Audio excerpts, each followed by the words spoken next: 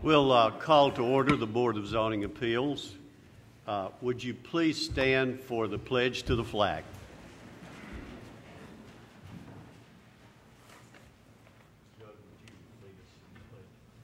I pledge allegiance to the flag of the United States of America and to the republic for which it stands, one nation, under God, indivisible, with liberty and justice for all. Please remain standing for a moment of silence.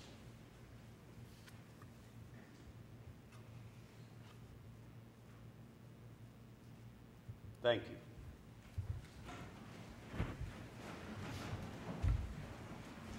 Call roll, please. Keith Bratcher. Here. Joe Crowell. Here. Jerry Sartain. Joe Machado. Here. Michael Rather. Here. Jared Barrett. Zane Cantrell. Present. We have a quorum. Let me welcome our newest member and alternate, Jerry Barrett, to the Board of Zoning Appeals. Jerry, we're glad to have you, and we know you'll be a very good addition to the board. So congratulations and thank you for serving. We have before us the minutes of the last meeting. Are there any changes or corrections in those minutes? Mr. Chairman, I make a motion to be approved as presented. Okay, the motion is we approve the minutes as sent out to us. Do we have a second? Second. All those in favor say aye. Aye. Those opposed, like sign. The minutes are approved. The request by Eric Beers, and this was a request for a trucking business, has been withdrawn. For those of you who might be here for that one, that is withdrawn. Let me welcome each of you here and kind of explain to you how we will proceed in this operation. I know there's a lot of interest in our board, especially here lately, and it's good to have all of you here to take a part in this. When we have an item that comes before us, we will have a report from our staff. They'll give us a report. Those of you who are making a request, we'll ask you to come to the podium and give us any other information about your request, and there may be lots of questions from the board. So if you'll come to the podium, give us your name, and speak into the microphone. The acoustics are not real good in here, so we ask you to speak up and speak into the microphone to where we can hear what you might have to say. If we have a long agenda, and we asked you to keep within your comments, try to make it within 3 minutes. Now, I'll time most of those. Those of you who are representing constituents, we give you a little bit more time than that. But in general, in the public hearing, we ask you to hold that within 3 minutes. You can understand why. We'd be here to midnight sometimes for on and on what you might have to say. So try to think about it, condense it, and make your point. And it's always good if you have evidence of what you're saying to bring that evidence with you, whatever it may be. You know, anyone can get up here and say anything they want to. That doesn't satisfy as evidence. Now, we like to hear from everybody in the community, but again, if you have something in writing, something that you can give to the board, that's always very helpful. And we like to take into the consideration of all of the people that live in a district how this might impact you. But we also remember we're doing the best we can, and we make a decision based upon the laws that are set before us by the state of Tennessee, also by the county commission, and we have to follow those. And sometimes they're not always fun to follow, but that's the law, that's the regulation, and we try to do that to the best of our knowledge. And I hope that you will understand that today, and I hope all of you go away from here happy. So thank you. The first item of business we have is a request by Charles E. Baker. Now, he is requesting a variance relief for a detached accessory structure. What do you have on that, please? Application 2011-33 filed by Charles Baker involves the property located at 1201 East Jefferson Pike. It's a 2.89 acre site located in a residential 15 zone. He is seeking variance relief to allow 1,326 square feet of additional detached accessory structure in the R15 zone. His property, being 2.89 acres, is eligible to have a maximum of 1,800 square feet of detached accessory structure area. The applicant is seeking to enlarge an existing structure located on the property, and that represents the structure that's being enlarged. In fact, that represents the size the structure will actually be once completed and permitted and completed. The applicant has another detached accessory structure on the property that will be removed as a result of this request. The structure will be used for personal storage. The applicant's request fails to demonstrate meeting the criteria for variance relief. However, if the board decides to approve it, it will not exceed the maximum lot coverage requirement for the R15 zone. Staff has received no phone calls in opposition of the proposed request. And these are photos of the existing site and surrounding area. We posted a sign at the site, and this graphic will show that the barn structure is being enlarged, and the circle indicates the location of the structure that will be removed. And that concludes staff's presentation. Thank you. Do we have anyone here representing this request? If you'll come around, please, to the podium.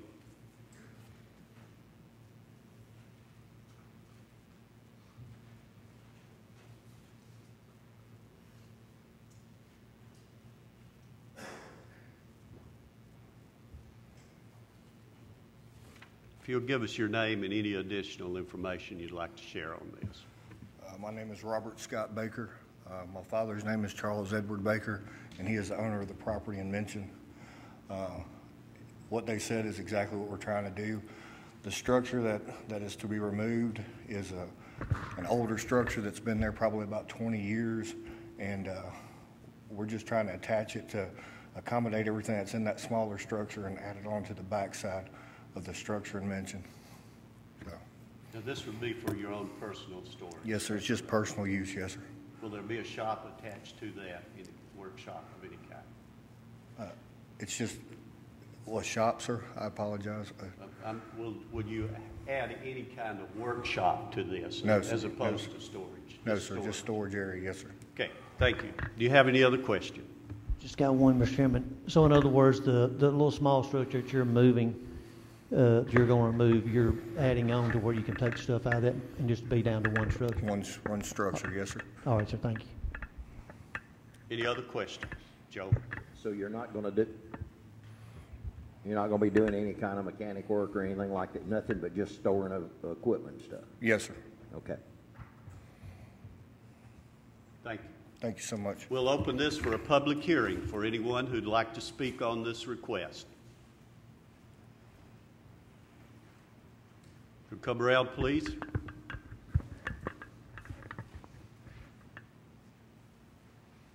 Commissioner, good to have you with us. Commissioner Jack Black represents that district. Yes, sir. Commissioner Jack Black, representing that area out there. I have received no phone calls about this particular matter, and I politely ask this body to approve it. Thank you very much. Thank you, Commissioner. Anyone else? We'll close the public hearing. Do we have a motion on it? Move to be approved, Mr. Chairman. Have a motion to be approved. Second. Have a second.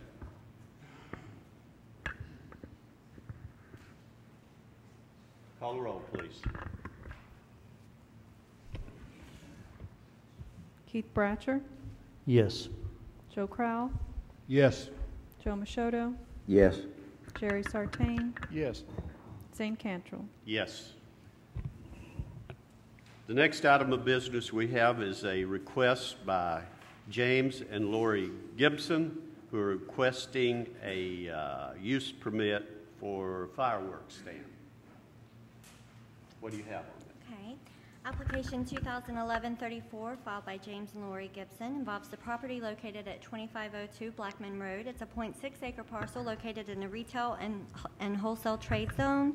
They are seeking temporary conditional use permit approval to allow temporary fireworks stand in the retail and wholesale trade zone. This property is already developed as a convenience store, as most of the fireworks tents are primarily located throughout the county. The applicant is requesting to have a 30 by 40 tent. Hours of operation will be 9 to 10, 7 days a week, from June 20th to July 5th. They will have some signage. 20 square feet is what they are proposing, and that falls within the Rutherford County zoning regulations. They are proposing to have 2 employees on site. The site has good traffic circulation and parking area that would be ample to serve the proposed temporary use. We don't expect any long-term effects from this because there are no permanent structures that will be erected as part of this use. Staff has recommended the conditions, as you will find in your staff report. And these are photos of the surrounding area. The Gibsons have operated fireworks stands in the county, and we have not received any complaints from previous locations. However, this represents a new location for a fireworks stand. And this is the approximate location of where the tent will be placed on the site. And we posted the sign at the site, and that just shows where they will be located. That concludes our presentation. Thank you. Do we have anyone here representing this fireworks stand? If you come around, please.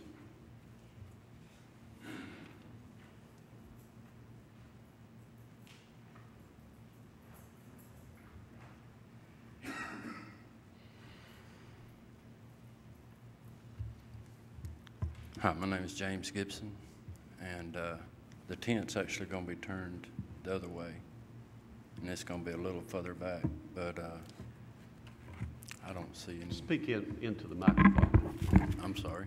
The tent's actually going to be turned the other way. It's going to be 30 by 40 back, and everything meets all the requirements. Okay. Well, we're very familiar with the fireworks stands, especially this time of the year. Any questions? I got a question. Joe? I got a question. Will you be firing any fireworks from that location? No, sir. Okay, That's. I had never asked that question before, but thank you. Thank you. Any other questions? Thank you. Thank you. We'll open this for a public hearing for anyone who'd like to speak on this. If you'll just have a seat here. Close the public hearing. Do we have a motion on it? I make a motion to approve. I have a motion to be approved. Do we have a second? Second it. Got a second. Call the roll, please. Keith Bratcher. Yes. Joe Crowell. Yes. Joe Machado. Yes. Jerry Sartain. Yes. Zane Cantrell. Yes. It is approved. Also, we have from James and Lori Gibson a request for a conditional use permit fireworks stand at another site. So come on around. Go ahead with your report. Application 2011-35, filed by James and Lori Gibson, involves the property located at 1530 Highway 41A South. It's a 1.77-acre parcel located in the retail and wholesale trade zone. They are seeking temporary conditional use permit approval for a fireworks stand. The same hours of operation, dates of operation, signage, and tent size are being proposed. They are only seeking to have 2 employees on site. This represents a new site that will have a fireworks tent apart from the other sites that we're usually processing every year. And this is towards the Eagleville area. The site has ample parking, and traffic circulation should not be an issue at this particular site. Based on the plan that the applicant submitted, there were 2 possible locations for the tent to be located on the site. I imagine the applicant can further clarify that tonight. We did receive 1 phone call regarding the firing of lighting the fireworks from the site. There was a surrounding property owner who was concerned, and I indicated to them that that typically does not take place at the tent. So, but that was their only concern. I did not receive any phone calls in opposition, and these are just photos of the surrounding area or the intersection, and then the possible tent locations, which both comply with our 40-foot setback. And if you could. The one we're going to use is going to be the one on the top. It's going to be on the gravel. That's the one we're wanting to use. Okay. For the record, state your name again. My name is James Gibson. Okay.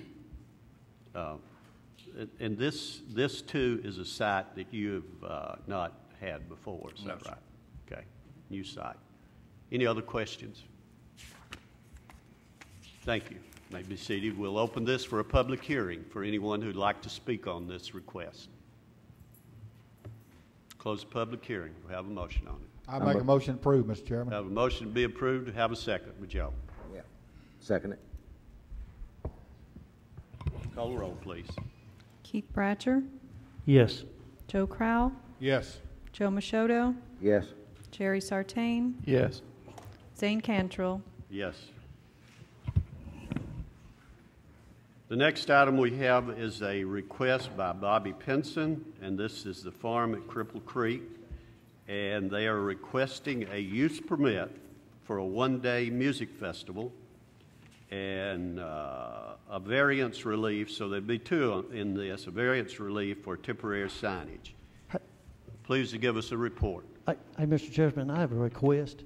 On our regular agenda, I'd like to move, if we could.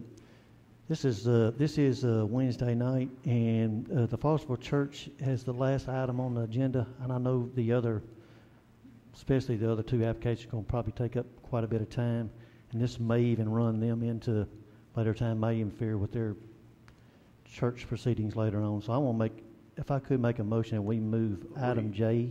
Well, you don't have to have a motion on that. Does anyone object to that on the board?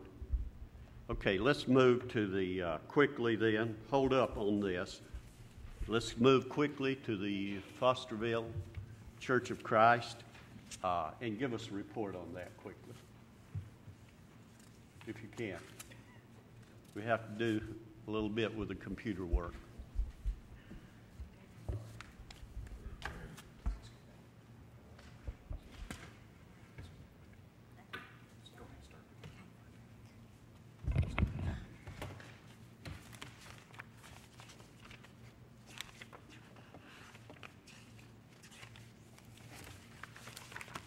Sorry.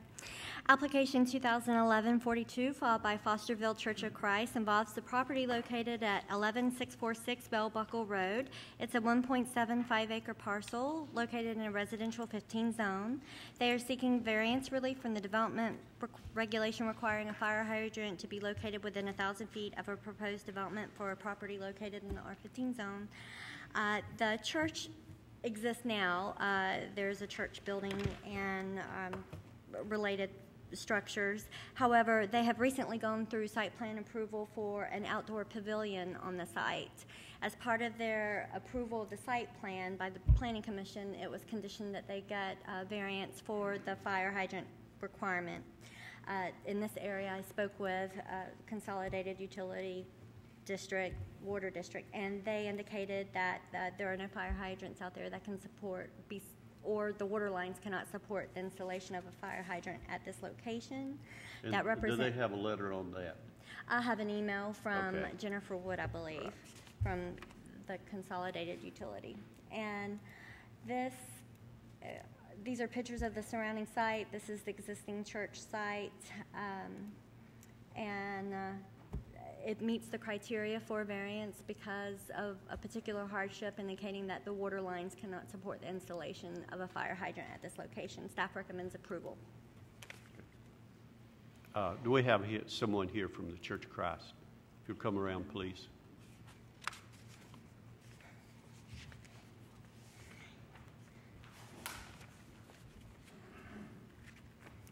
Thank you, Mr. Chairman. Thank you, members of the board.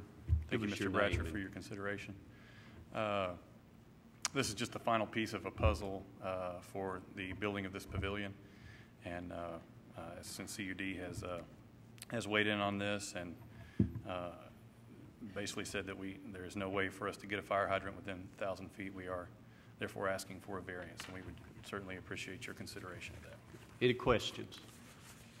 Did you give us your name? Oh, my name is Jonathan Fagan.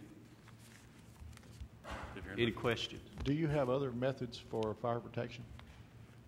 If there are any other questions regarding this, the person that's been most involved in this is Brother Rick Williams, and I would ask him to come up and answer any further questions regarding that. I do not know the answer to your question specifically. Brother Rick, if you'd come up.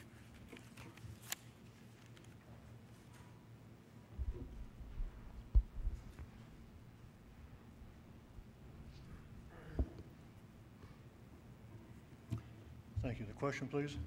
I just asked if you had other methods of fire protection. We've got fire extinguishers located on the grounds that we have available. And the fire department is around two corners, so it's fairly close to the church as well. Any other questions? Thank you. You may be seated. We'll open this for a public hearing for anyone who'd like to speak on this request.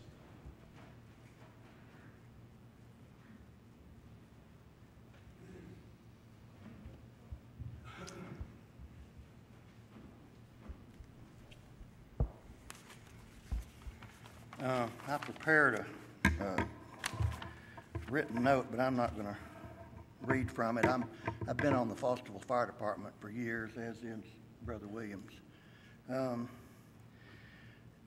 I realize that the utility district has done nothing toward making it possible to put in a normal hydrant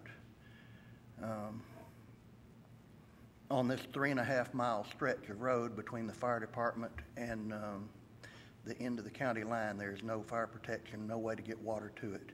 At one time, the Fosterville Fire Department had a 3,200-gallon tanker. We were able to deliver water and had a sort of a means to do that. But now, the fire department, even though we've gotten a grant from Middle Tennessee Electric to buy a tanker, the fire department hadn't been able to buy one yet. If we had a means to get water to it in any means, then we could provide fire protection down there. But this is a situation where if any member, any resident along that road were to add, they'd be in the same situation the church is. They would not be able to comply with this ordinance. There are other ways for the utility district to provide a hydrant down there. You can put in a dry hydrant where a cistern or underground water is stored. It doesn't have to flow out of that small line any faster than a garden hose in order to fill up a water supply source to be used. A swimming pool sometimes is used to get water to fight a fire. But that is a long way, and it's the only church in our district that has not had a fire hydrant within 1,000 feet. So I would like to see the county, the utility board, or someone help the church out in this. I'm not against the church. I'm not against, I think it'd be great for them to have a pavilion, and they kind of got stuck with they're the ones having to comply with this ordinance, but that's why this ordinance was passed, so that whoever wanted to develop would have to help us get some kind of fire protection. So either the utility board could put in a small water tower or a underground dry hydrant or some means of getting water, or the fire department could acquire a tanker. But short of that, we can't fight a fire at that location. Thank you. Thank you. I have a question. You said you're a member of the fire department there. Do you know how many trucks you all have in your... Do we know what? Do you know how many trucks you have at the location, the station they're talking about? How many trucks? Yeah.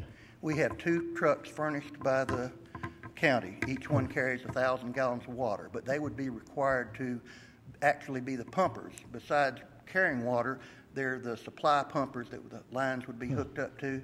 We also have a special purpose unit primarily for car fires, but we have a phone capability on it, and it carries about 300 gallons of water. I understand. Do you know what Fosterville's, do you know what your fire class rating is out there? 9. A 9.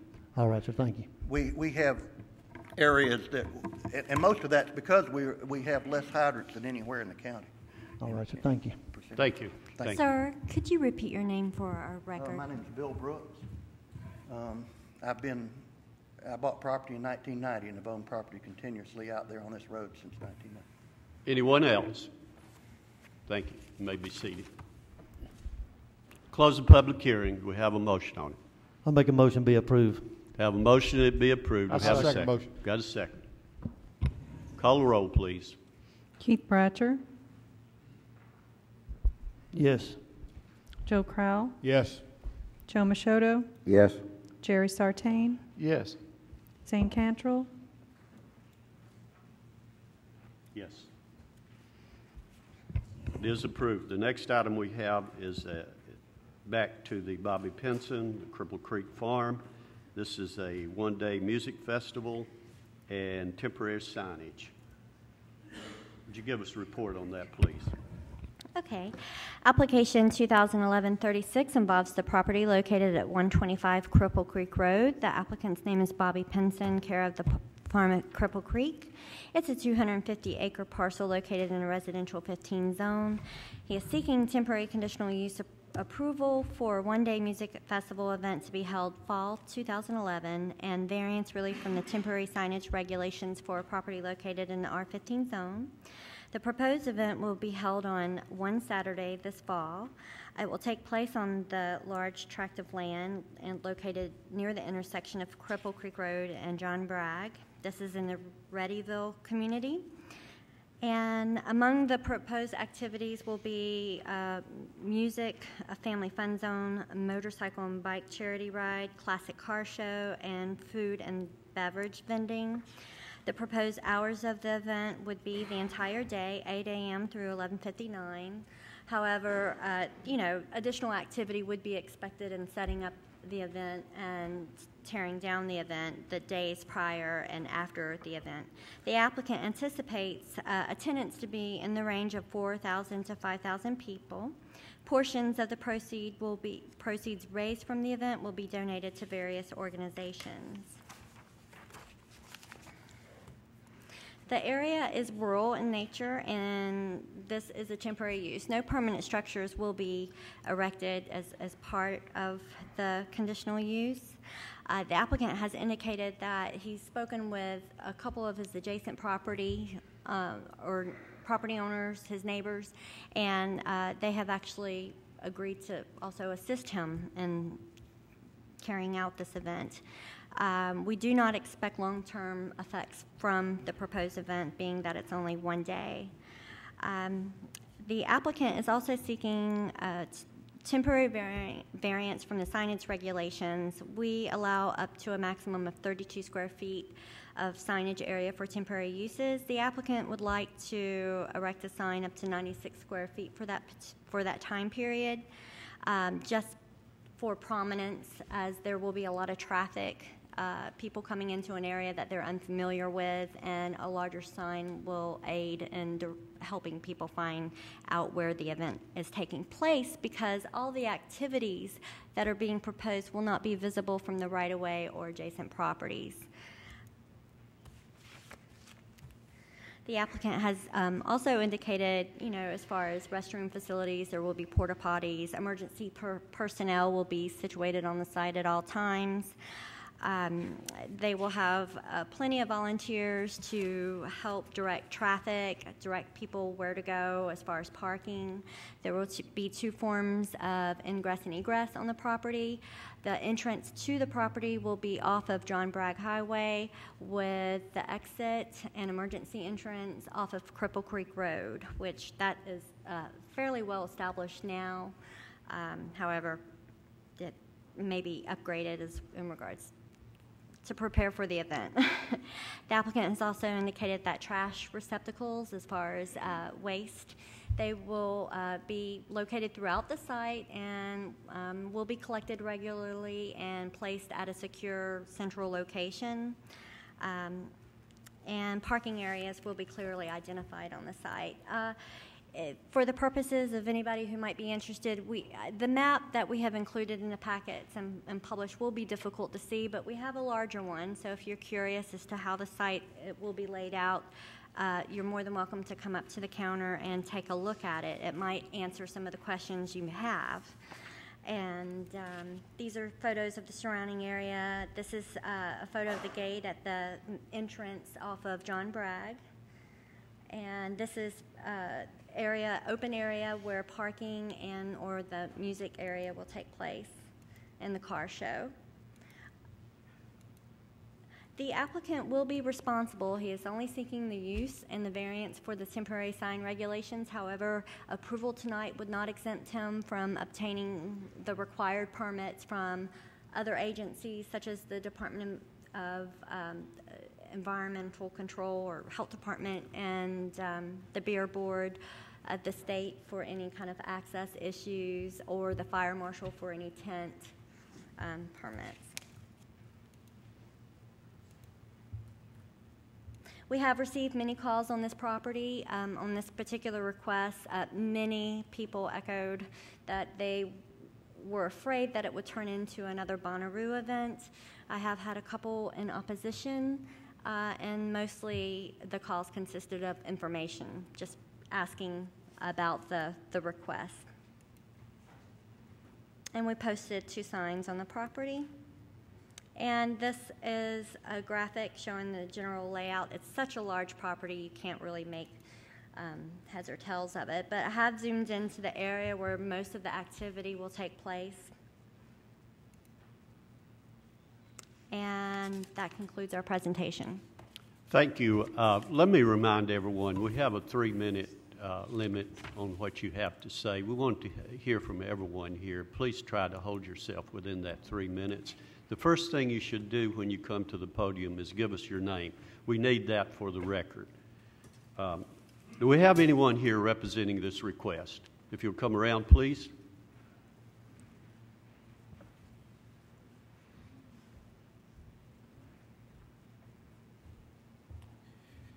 How you doing? Well, I'm Bobby Pinson.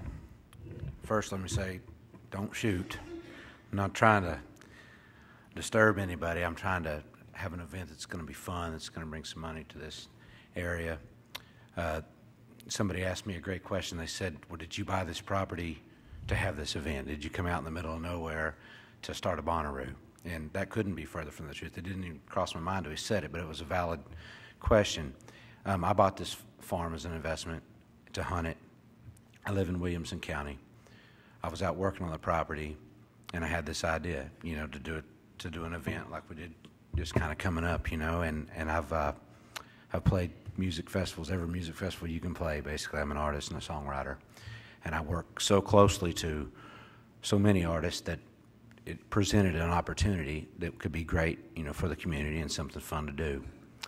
And I've played a lot of ill-managed festivals, and have seen a lot of what could be done better. And so, with my years of experience, like anything, it comes down to management and who's participating in the event. I mean, we know the types of crowd that's going to come based on the types of music that's going to be there. And I can't guarantee you that nothing bad would happen. I can't guarantee you that, you know, that there's not going to be a traffic jam somewhere. If I try to do that, you know, you guys would know that I'm making that up. What I can guarantee you is that I'll do everything in my power to make sure that this thing is managed the way a festival should be managed, you know, right from the start of what's going to happen there. There's more than one way to have a good time in the field without just a bunch of junk running around, you know. There's no alcohol, there's no hard liquor served. There is beer that will be served. We're proposing to, you know, to have beer there for the reasons that you would at a festival.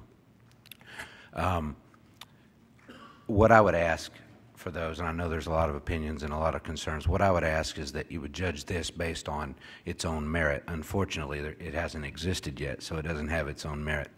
But it's not a Bonnaroo. And this is not me just saying this. I mean, they have Stone Temple Pilots. I'm having Whispering Bill Anderson. So that's going to cut down a little bit of the cantankerousness that can happen, you know. It's a family zone. It's going to several different charities.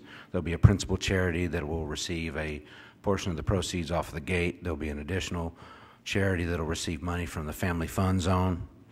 And this is designed, to come out and have a good time, and it's not designed to be a big drunk fest. Somebody said, well, how can you guarantee there won't be people doing drugs there? Well, I can't. I can't guarantee that there's not somebody cooking meth right now out there, But it's a private property, and I am able to, as it being a private property, I am able to make some rules about, obviously, no firearms on a private property, no hard liquor. That's already a rule that I can't sell the liquor, but I don't want it out there. This isn't supposed to be about that. So I appreciate you taking the time to hear my Hold request. up a minute. We may have some questions. I had a feeling. Thank you, Mr. Chairman. Got just a few questions. One, I've got in your application, you said you plan on having attendance of 4,000 to 5,000 folks.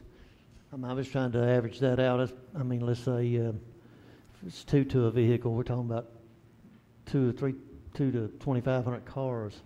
I've seen in your proposal where parking place for them. I'm just wondering about coming off of John Bragg Highway. Sure.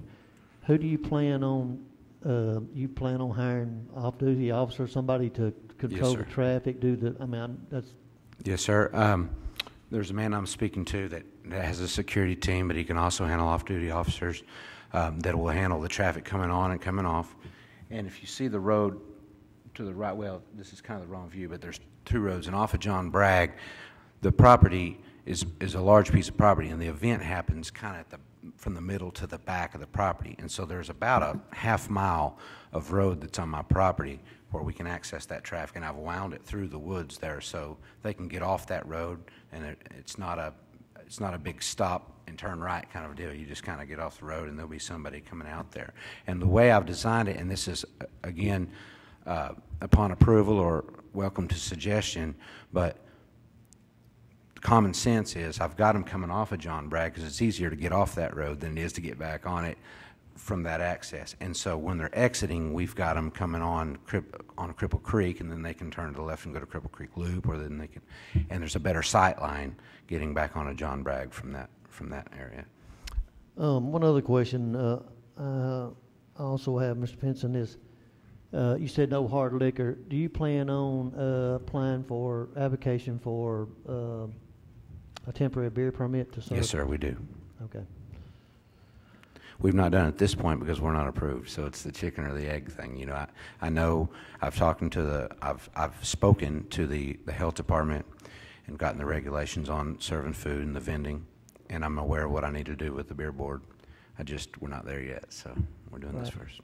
I understand. I'm just trying to point out, something large scale like that. If you allow that, I just don't know how you. I just want to understand how you're going to control it. I'm sorry, you don't understand. What was it? Well, if you're going to, with that large a crowd of folks, I'm just wondering, of course, it's going to be your responsibility if the beer board issue a permit, but I'm just wondering how you're going to prevent, what means are you going to prevent, this is not going to be an adult-only thing. There'll be sure kids, teenagers. And it's hard to get it from the map, but kind of the beauty of the thing, and one of the things I'm more excited about, is the stage will be located at the back of this barn. You saw the barn in the slideshow. And there's a huge hill that kind of becomes the concert or the amphitheater. But over in a low-lying area, separate from that concert, which will be blocked off, and you can only get in there if you're a family. You can only get in there if you're with your kids. No alcohol allowed in that area, no smoking allowed in that area, and it's got all the little jump zone things around it and the pony rides, and it's a large piece of area. And also, to get into that area, there's seating there for families only, where no one without a family can be in that area, so they can be separate from them, and they're not having to wallow in it. That's one of my gripes that I've had with a lot of festivals. The only reason that they would come into contact with someone that had a beer in their hand would be at the concession stand. Right. And well, one other question, and like I say, I won't beat it to death, but no, my only question is, you are going to have juveniles there. I just want to know what means you have. If you're at a bar or somewhere else, you're going to be people requesting ID or something. I just want to know what means you were going to put in place to sure. with the serving of the alcohol and So Sure. I'm working closely with a guy named Manny Yanez, and he represents Budweiser, and he is the national representative of their social responsibility, where they have to spend a penny a case, you know, to create alcohol awareness and the drive safe and everything. So he's teaming up with me. He's training our bartenders. They're providing the ID stations, you know.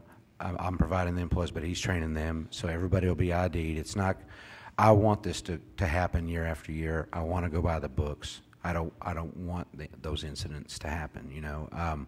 This isn't bring your own bottle and if you're 15, go have a sip in the woods. You know, this is buy a beer ban if you qualify with your ID and have a beer. And I play a lot of these festivals that are children there. I play for, I mean, my music is kind of not children based, but it's for both kids and adults. And so I have a lot of kids at my shows with beer there, and it doesn't necessarily mean that there would be a, you know, free-for-all fight. To answer your question that you asked a minute ago that I didn't get to, with security, I've got a guy, and I'll have probably 8 armed officers with arrest power, and then I'll have a lot of T-shirt security that's, you know, just kind of standing around doing the badge thing and making sure people are supposed to be where they're supposed to be. all right, so that's all I have for now. Joe? Do you just intend on having it one night and never again, or is this the starting of something? Well, point blank, it's the start of something. Sir? But, yes, sir, it's the start of something. It's something I would like to do annually. I would like to grow it in terms of being able to have it once a year. It's a one-day event. Kind of like Bonnaroo, in other words. No, sir, it's not. And Bonnaroo has a negative stigma, you know, because of the kind of people that come there. And a guy asked me today, he said, well, those people, they're dirty before they get there and dirtier when they leave. Well, I can't control their hygiene, but I can control the music that's going to bring the certain kind of people. You know, I'm going to have a gospel group there. And this is Woodbury in Readyville, and, you know, this is not a rock and roll road show, and I don't want it to be that. That's my whole point. My kid's going to be there. He's 5. How many security people would you have up there controlling 5,000 to 6,000 people? Well, right now I have the 8 armed officers. Sir? I have the 8 armed officers right now with arrest power, and then I will have probably for every acre 4, you know, security guys that are trained in security. If you got beer and music, you got drunks. No yes, doubt. Sir. There's no doubt about it. And I'll have, you know, law enforcement there. I will also have the fire department there. You know, I'll have an emergency team. So this would be the starting of something similar to Bonnaroo, in other words, what you're saying. What you would like it to be, in other words, a music festival. You're asking me to say it's the start of something similar to Bonnaroo? Yes, sir, a singing kind. No, sir. What I'm saying is this is a music festival and a family event that's a one-day event. So, yes, it is a party in a field, and there's music there. But it's not, I don't want it to come across at Bonnaroo, because I don't go to Bonnaroo. Thank you, sir. Joe Masoto. I have a couple of questions. One of them is, you said in your application that you have a lot of volunteer neighbors. How many volunteer neighbors do you actually have? Well, I don't have many neighbors. So, but the ones that are there, J.C. Jones, who lives right across the street, he's going to help with some additional parking, not necessarily for the patrons, but for the classic car show, because they're not going to park their vehicles inside the event, so they'll park and drop their cars off their trailers across in his way. And then you know, Mr. Laughlin Urey is here. He's my neighbor in the back of my property, and I've been working closely with him. And his first concern was, you're not having a Bonnaroo. What are you having? And once I told him, you know, he's come on board. Mr. Bill Boner is going to bring his animals out for the Family Fun Zone. You know, he's supporting this. I had a conversation with him last week. The bike charity ride. Yes, sir. Elaborate on that. Sure. My friend Ricky Kelly, who runs the Harley Davidson out of Columbia, he does a lot of charity rides for a lot of good and raises a lot of money and for charities. And he's going to bring a group of riders from Columbia. You know, what I would like to do, rather than just having this be an event, and I want to be clear about this, I'm not wanting people to come from Nebraska. You know, I'm not wanting people to come from Australia to this. You know, I mean, if they're from Australia and they're there, I can't help it. But I'm not seeking media in those, areas across the United States like that. So that's one of the differences between this and Bonnaroo. I don't have hard liquor. That's another difference. But what I am trying to do is create awareness and other things that people that may not come to see Trace Atkins play, but they ride a bicycle, they'd be a part of a bike ride. Or they ride a motorcycle, and they'll be a part of the motorcycle ride. Okay.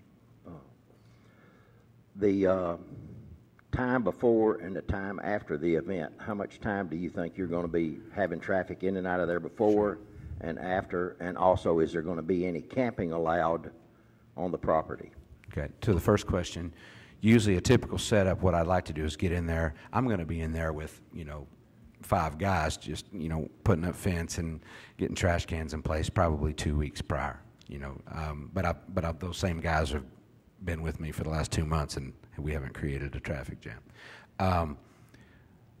The day before is when I'll have the trucks come in with the stage, and then they'll set up, and their trucks will more than likely, just stay on the premises, and then we'll do the event, and there'll be a tear down that night, and then there'll be some reciprocal tear down Sunday, from other people that didn't want to take their stuff out that night. So not weeks of traffic or anything like that.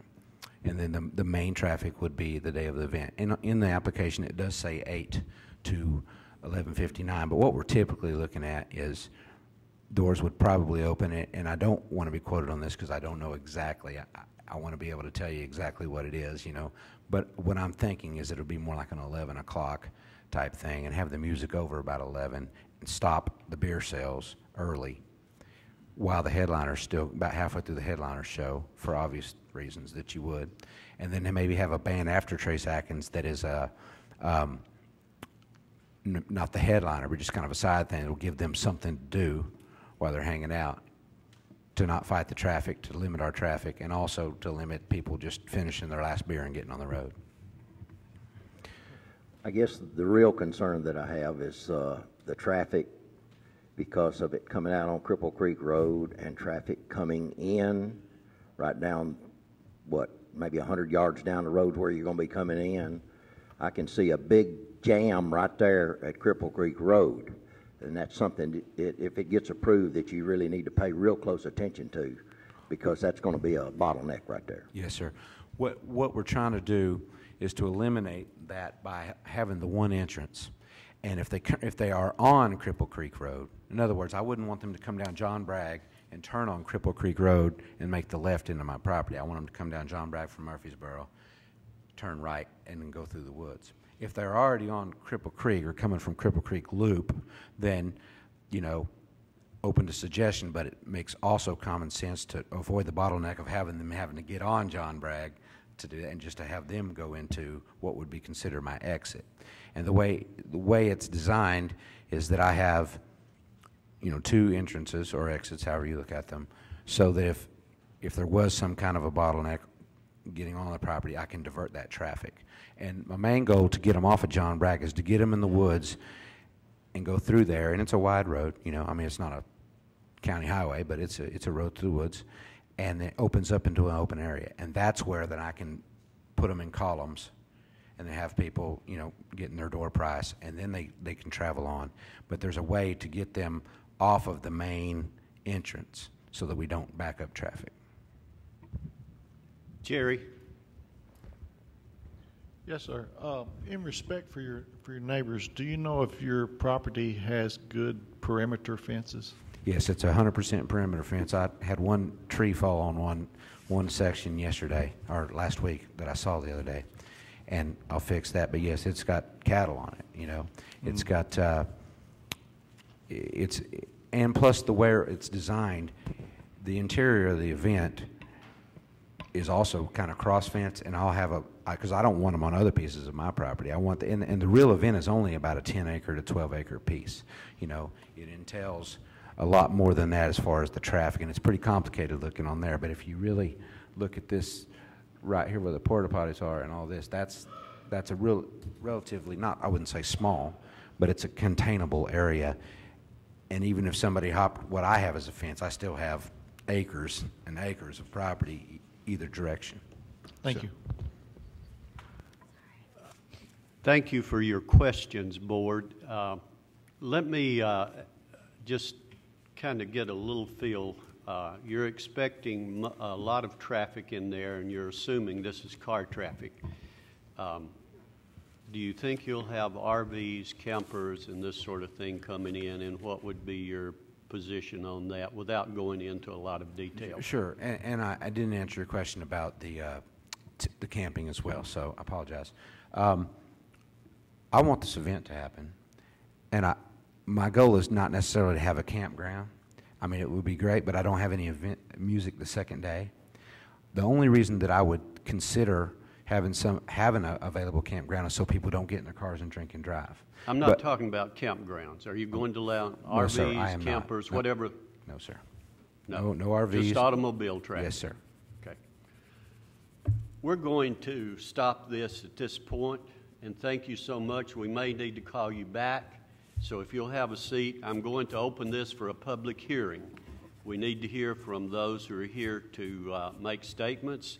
So remember, if you'll come forward, give us your name and any information you'd like to share, and do your best to hold it within 3 minutes so we can get everybody up here.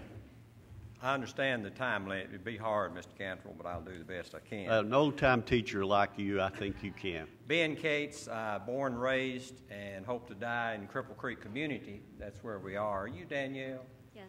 I talked with Danielle, and she educated me on this. This is something I never thought I would see on the Cripple Creek community, even being brought up. Jody Jones would turn over in his grave right now if he was here hearing this, and he may be, I don't know. But I guess the biggest thing, one question that I would like to ask Danielle, you told me that you would send out a letter within 500 feet of that residence to people to let them know. Is that what you told me?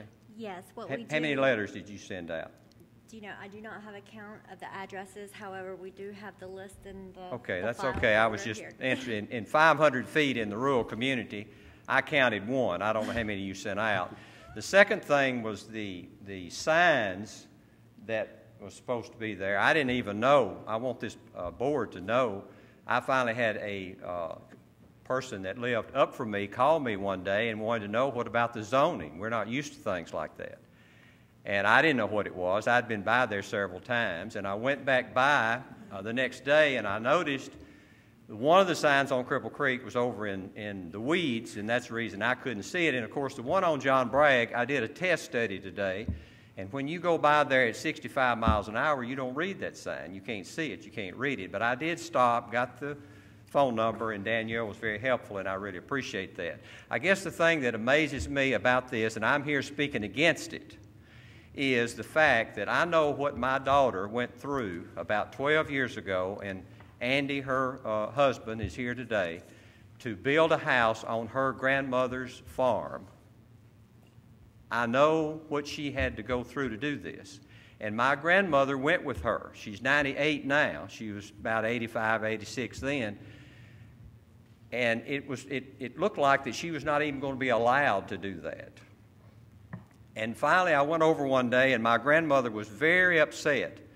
She told me, you were born and raised here, and your brother. Your dad was born and raised here on Cripple Creek, and his dad. Why won't they let my granddaughter have some land to build? And I finally said, Mother, it is a point of protection. Doug, that was before you. But the protection was to protect you as a landowner.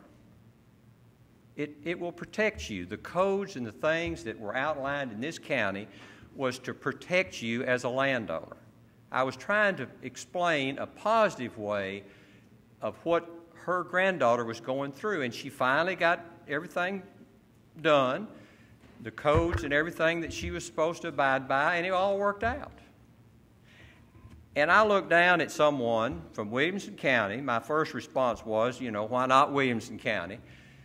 And I'm thinking, I'm asking you to protect us from this.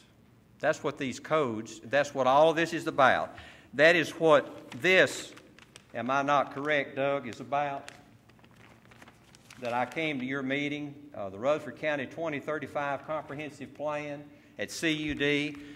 and probably, hopefully, the county commission will approve this. I was on the last committee that had to do with the zones and everything that we're living by now. All of this is to protect us. All of this is to protect the Cripple Creek community, to stay. We farm there. We're a sleepy community, and we don't want anybody to know where we live. Okay? I ask you, please do not let this happen. Thank you. Next.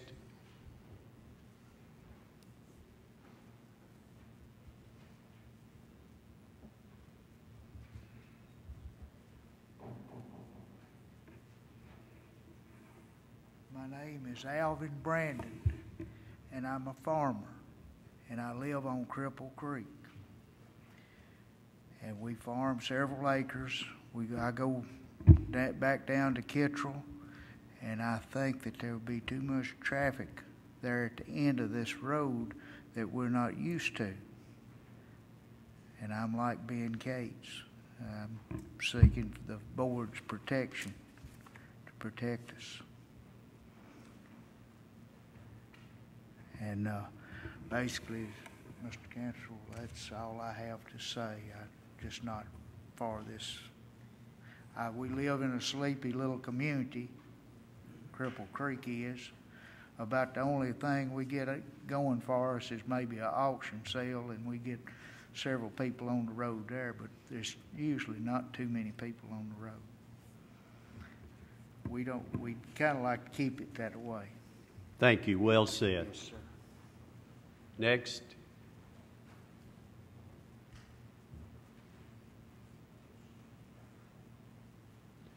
If you want to come on around to this side, those of you who want to speak, neighbors out there, you can go ahead and start lining up over here because we want to hear from everyone. I'm Terry Wilson. I also live in the Cripple Creek community. My concern is the traffic. As you go down John Bragg Highway headed east to turn right onto Cripple Creek Road, you top a hill, and it's a pretty good hill, the Old Peaks Hill. And as you go down, you have to make a right. And my main concern is the traffic problem that we're going to have there. Thank you.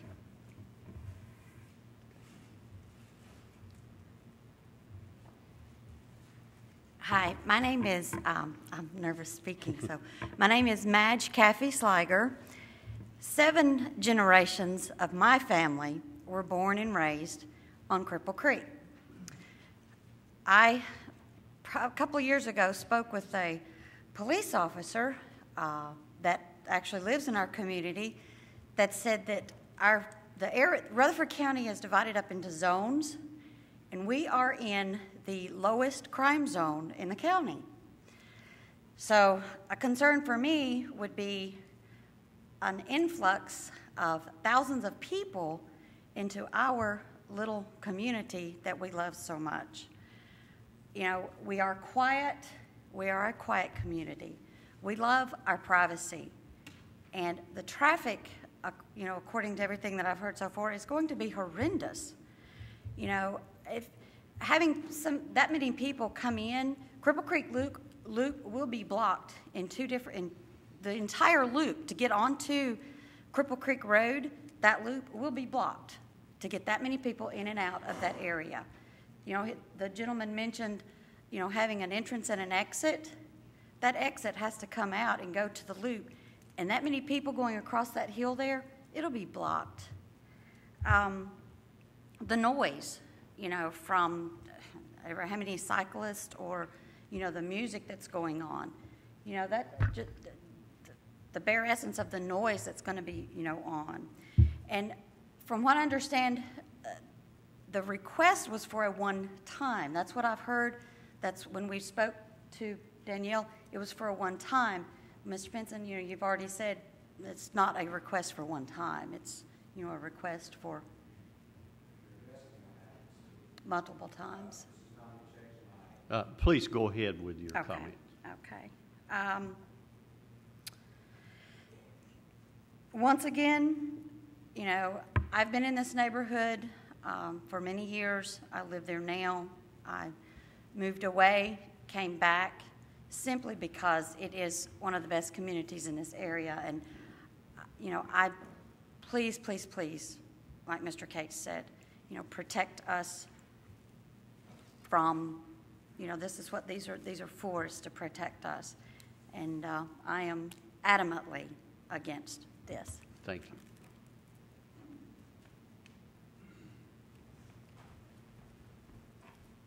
Good evening. My name is Andy Jakes, and I've lived out in the community for, I guess, 15 years now. I won't be quite as elegant as my father-in-law, but I'm the subject that he spoke about a little while ago, and I can attest that we did have some difficulties building out there, but it all worked out well, and appreciate the governments on letting us do that. But I would request that this board deny this request.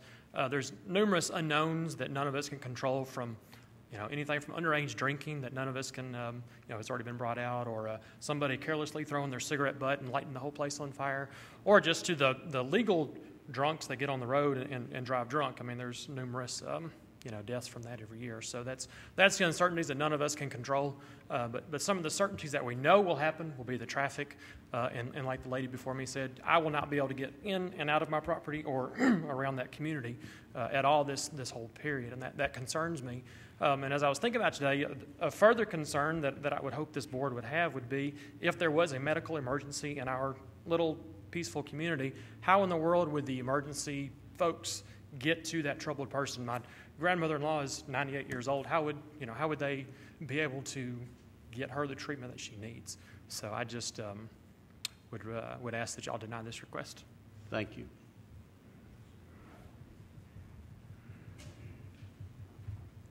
Hi, my name is Dexter Glenn. I'm a resident in the Cripple Creek community as well.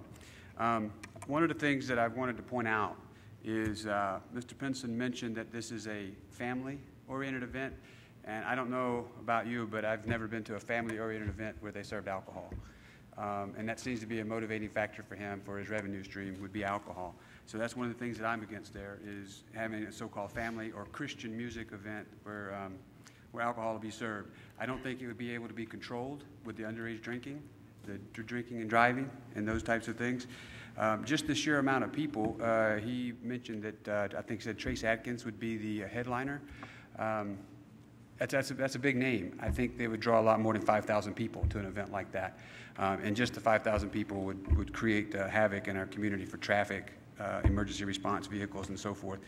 The farming community there, I think the amount of traffic, the type of events that he's talking about having would impede the farm vehicles from going up and down the road.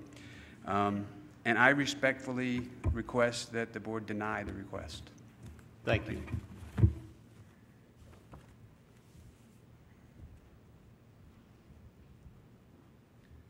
Thank you, Mr. Chairman and the board. I'm Joe Carr, State Representative for the 48 Legislative District, which includes the sleepy community of Reederville, Tennessee.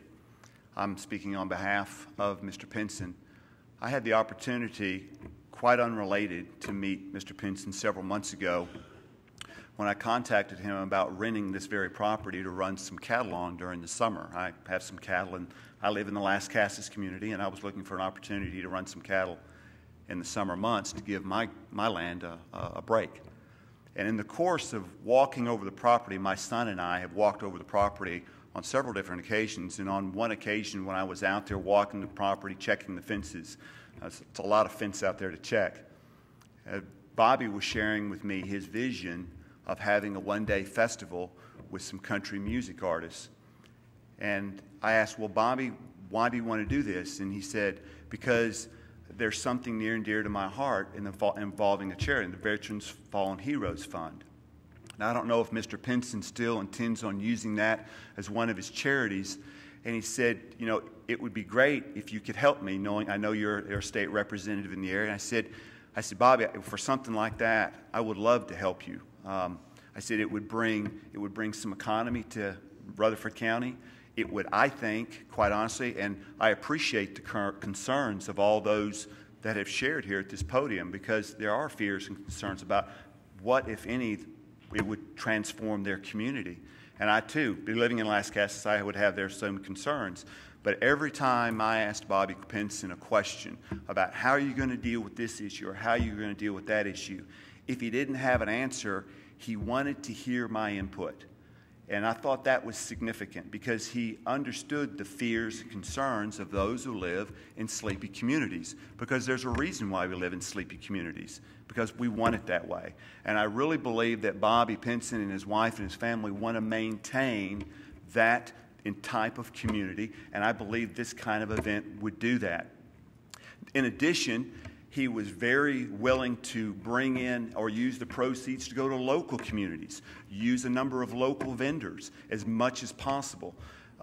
And I guess what I want to say, and I'll wrap up, is that whenever I asked Bobby a question about the event, he was always quite forthcoming and extremely cooperative. And I think the property owners in that community who have real concerns, and if they would go to him about the traffic, about the drinking, about the driving, those kind of things, I believe he would be earnest in working with you and with this board, and I hope the board approves his request. Thank you. Thank you.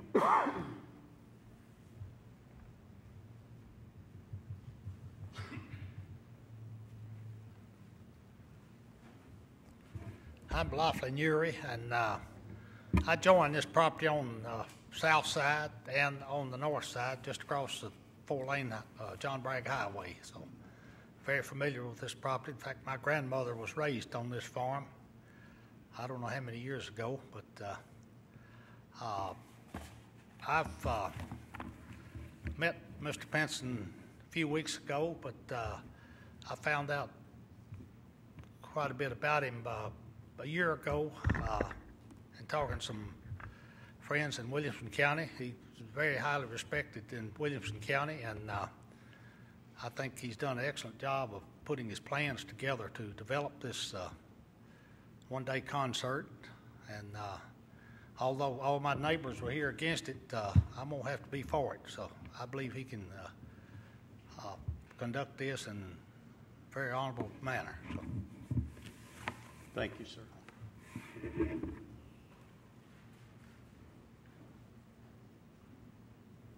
Commissioner, good to have you with us. Thank you, Mr. Cantrell. It's always good to see you, board and staff. Mr. DeMasi, always a delight, even when maybe we are not all exactly on the same page. I am Jeff Jordan. I'm Commissioner for the 13th District, which is not this particular district, but as a county commissioner, I'm responsible in some part for all 21 for the entire county. After a resident called me and asked me about this and wanted to know if I had seen the site, I knew where it was. I said no, and I had not, and I had no intention of going. But on the second call, I did go, and one of the signs, by the way, was down. That was Sunday. Monday afternoon. The other one, I guess, could have been red. I don't know if you slowed down. Nobody slows down, 75 usually. Anyway, there was no trespassing sign or anything, no gate, no chain or anything, so I went up the road for 2/10 of a mile till I got to the lovely gate that you saw on the, I didn't go over the gate. I figured the gate meant no. But anyway, I did go up there 2/10 of a mile. My initial impressions of this piece of property aboard is that it is ill-suited for anything. Maybe a bombing site, perhaps, but I want to point out that I could not get but 2/10 of a mile. So, and it is over a half a mile, according to Mr. Pinson, and I'm sure he's right about that. The entrance is just a few yards off of John Bragg Highway. I mean, you could hit it with a rock easily. You can come from Woodbury, Murfreesboro, or the Backway, Big Springs, and all the traffic will converge on that one little area right there, which I can assure you is going to back up John Bragg if he has a couple of thousand cars, 4,000 to 5,000 people. It's going to be a mess, I think. The lane itself is sort of a mixture of, we'd call it a logging road in Rockvale when I was a boy. It's grass, some gravel, and some just flat rock. There's no room to pass anybody, oncoming or otherwise, and no place to park. You're going to have to bulldoze that area out, I think. And the other entrance, which is off of John Bragg, it's unthinkable that you would have anything, a number of cars go into that entrance, which looked to me like is blocked anyway. But that would require numerous permits from the county and state to develop that area and get an entrance onto John Bragg from there. And the site is 12 miles from this spot, which to me is kind of troubling enough, really. It's going to take a ton of money to develop that site for any activity, and certainly for Arboretum, car show, band stage, seating, motorcycle rides, games. It's going to take a number of law enforcement people to control the traffic and parking as well as the event. Preparation and cleanup is going to take a considerable amount of time and going to cost somebody many dollars, which means, obviously, that somebody's going to have to pay to get into this site, so there's going to be an admission charge, and, of course, a charge for vending and everything else, T-shirts and who knows what else. All this was mentioned, of course, in the request. I'm not sure who's going to oversee the tax collections on this piece of property that's sold to these 4,000 people during the day, or what is sold, which is critical. Now, I don't believe that alcohol was mentioned in this request anywhere. And already now we've got the beer board involved, which troubles me greatly. And not the beer board itself, but alcohol in general. Now, and we've also mentioned the Bonnaroo thing. And I don't know if you remember, but do you remember the 2-day, really it was a day and a half hullabaloo event? I didn't think you did. That was what Bonnaroo started as. A day and a half hullabaloo. That's what it was called. Well, now you see what it's developed into, and if you want to see, you can go down there. It starts tomorrow. So you can go down and take a look. I don't know what else will be brought into the site, but Bonnaroo has partly solved the problem. Canine dogs check every car. So that really doesn't sound much like Cripple Creek to me, but anyway. I'm going to suggest that the applicant do this. Go down to the Rutherford County School Board, Mr. Benson. Talk to the director of schools, Mr. Harry Gill, a wonderful man. Talk to the school board and rent yourself a school. Now, we do it every year. It's called the Blackman Picnic. We have tons of food, cafeteria, air conditioning. We got it all. We got parking. I mean, you can't see the end of it. Plenty of room for inflatables. Plenty of room for an auction, which we had out there. All kinds of stuff. We'll have to forget the beer. They won't let you sell beer on school grounds, I don't believe. And if you want to make a donation, and you said you were going to in here, you can always make it to Mr. Urey's church or Kittrell School or any other school that you might want to go to. We've got plenty of them that I'm sure could use your help. One other note, and that is about 3 years ago, and Mr. DeMasi can correct me, he's the expert, we went into developmental tax, and we got $70,000, I believe, out of that tax to hire consultants for a comprehensive land use and road plan for Rutherford County. It's extensive. It's a big deal. I'm not an expert on it, but the next year we appropriated some more money, and the next year, which is this year's budget, some more, to finish up this plan. $210,000 will eventually be spent protecting the citizens of Rutherford County from what I consider to be bad use of land and roads that are not in the appropriate places and that sort of thing. Now, we haven't voted on it yet. It hadn't come before the county commission yet. I'm expecting it this fall. Don't know what's in it, so I can't really comment on that plan itself, although I did attend 2 of the 4 meetings that they had. But I can assure you the idea is protection mostly of rural citizens. I don't need it. I live in the city of Murfreesboro. So I've got the city of Murfreesboro will protect me, hopefully. Okay? But we're talking about our rural citizens here, of which about half this county is. And I urge you to deny this request. And I appreciate your time. Staff, Mr. Cantrell, thank you. Thank you, Commissioner. Next. We're blessed with commissioners today. Wish I'd have stepped up in front of Jeff. I'd had less of a stand there. My name is Robert P. I'm County Commissioner over in the 4th District, and I'm actually the closest commissioner to this area. The people that have contacted me from this area are friends and actually some family members, and the majority of those people are definitely against this. And one thing I found out as a commissioner, one thing I do, I represent the people in those areas.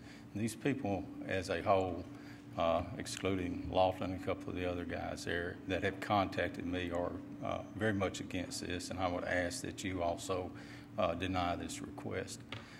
There's some things that are troubling to me. You know, gospel music and alcohol have never mixed in my mind, so that's kind of a tricky situation for me, just among other things. But the traffic concerns that we've got over there in Readville, if you've looked at this, the pictures didn't do a good job on John Bragg of showing the approach to Cripple Creek. Of course, these people that live there are very much aware of it. You've got a rise that you go over and you're going down to make the turn over onto Cripple Creek there. Coming back up Cripple Creek Loop, you know, you pretty well got a broad expanse left and right, but unlike these other folks, that's pretty well going to be clogged up with traffic for that day. But again, thank you for your time. I wish you would deny this request. Thank you. Thank you, Commissioner. And I've got to mention here that Robert is the son of the legendary Bob P., of whom I served on the commission back in the old days. We had a lot of fun back then too, Robert. You can never imagine. But thank you for being here. Next.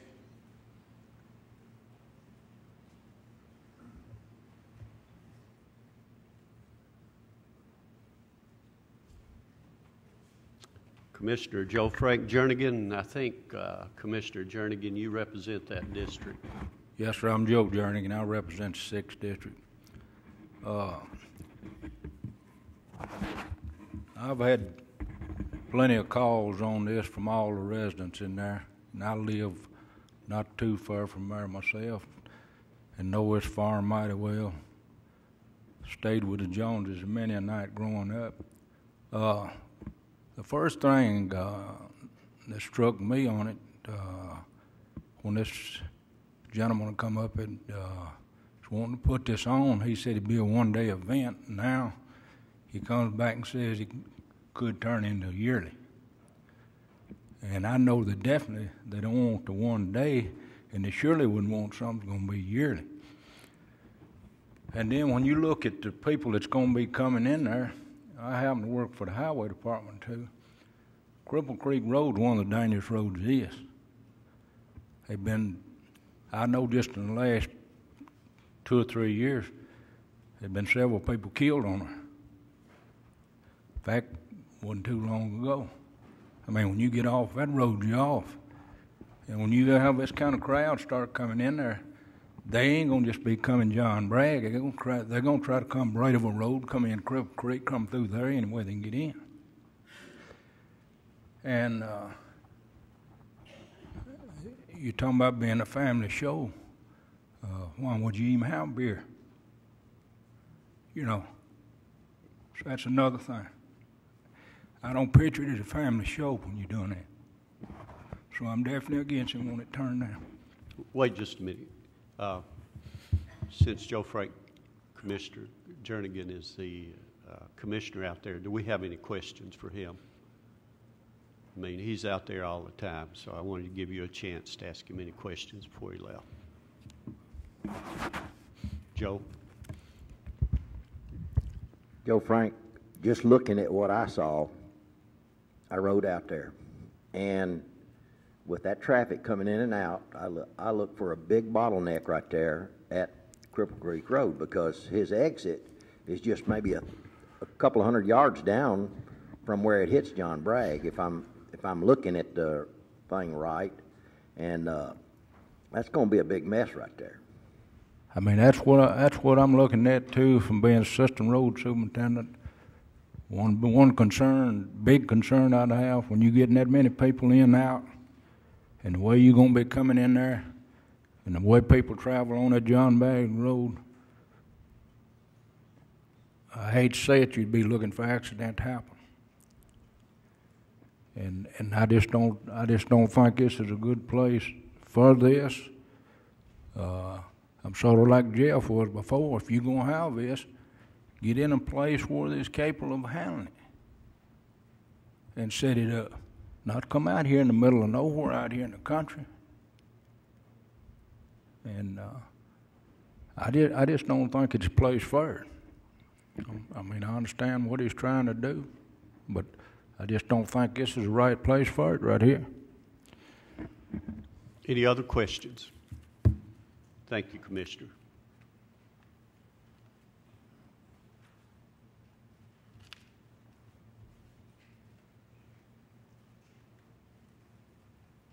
My name is Judy Hoover, and I am the only resident of Cripple Creek Loop. Ours is the only house. Cripple Creek Loop is about maybe a half-mile long. I don't see how 4,000 or 5,000 people is going to get out in a half-mile. My husband and I both have heart problems. We have had to call the ambulance for both of us. It's sort of scary that we would be in there, and in case something happened, we couldn't get out. If it was a one-time thing, I think maybe we might could handle it, but now we're hearing that it's more, and it is a little scary. And the trash on our road would be absolutely horrible. It's bad now, but it would be horrible. And also, he said no guns were allowed. Is he going to check every car to make sure there's no guns? Thank you. Thank you. Anyone else? All right, we'll close the public hearing. What I'd like for you to do now is to put a motion on the floor, and then if we need to discuss it, we can discuss that according to the way we normally operate. Okay? Mr. Chairman, I'd like to make a motion this request be denied based upon a ton of adverse effects I think it's going to have on this property and this community. Do we have a second? Mr. Chairman, I'd like a second. Okay, we have a second. Do we have any comments from the board on this? Since the board's not going to comment, I'll say this to the neighbors out there. I do think that one of the statements that several of you made resonates with me, and that is the protection of the community. And that's what the Board of Zoning Appeals is here. There's a lot of questions.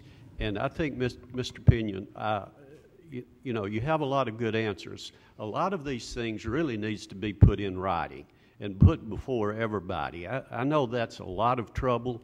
It's all in your mind. It's all in your head. And we don't have anything out here for it. Another thing that bothers me, and I'll say this to you county commissioners, if we're going to have things like this in the county, we need to have some kind of zone for it and not a part of the zoning appeals as a matter of operational procedure. And I don't know enough about it, how to get this done. You guys do. You're the experts in this. But if we have a quiet little community out here, this is a residential, agricultural community, we don't need a festival there. I don't care where it is, whether it's out at Kittrell or anywhere else. We need to have some designated areas that can handle the traffic, that can handle the parking, and have it set aside for that. Now, I may be saying too much, but I want you to understand, I think I'm trying to get the pulse of this board, and I hope you can understand where this board is coming from. So, and another thing, anytime there's something of this magnitude that's going to affect all of the people who live there in a residential and agricultural community, multitude of community meetings need to take place with everybody that lives there, and so we'll all understand it from the front end of it. Now, if this is going to be a one-time deal, I kind of feel like the rest of you. I can hold my breath for one day, okay? But if you're talking about this thing continuing, and I think that's what you want, I think that's another facet of it. So that's kind of where I'm coming. Now, I don't make the motions, okay? I have a vote just like everybody else, but that's probably where this board is coming from, and that's, if any of you disagree with me, you might want to speak up now.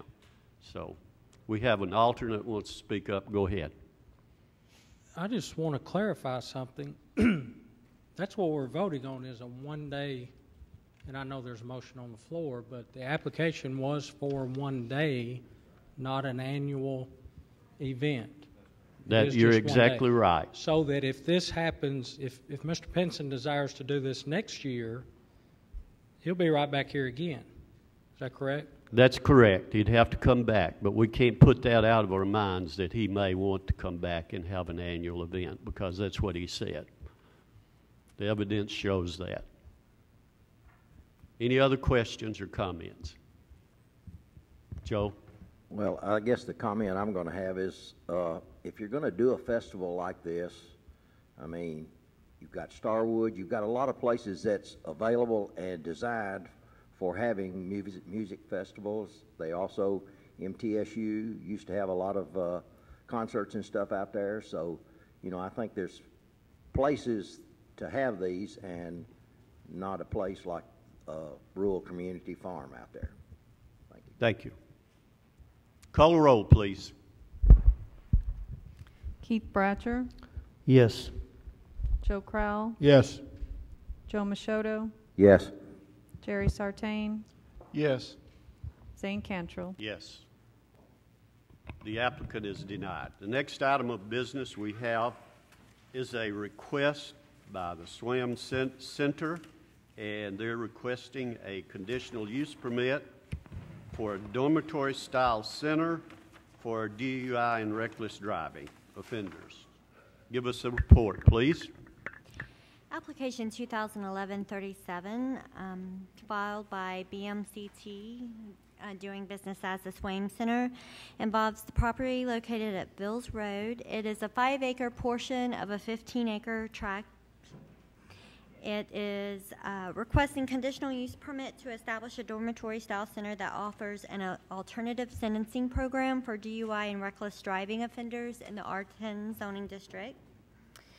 The applicant would like to construct 3 buildings, which consist of 2 dormitories and an office and administrative building. The facility will operate 365 days a year, 24 hours a day. They are proposing to install 1 sign on the property, and the facility will employ between 2 to 6 people.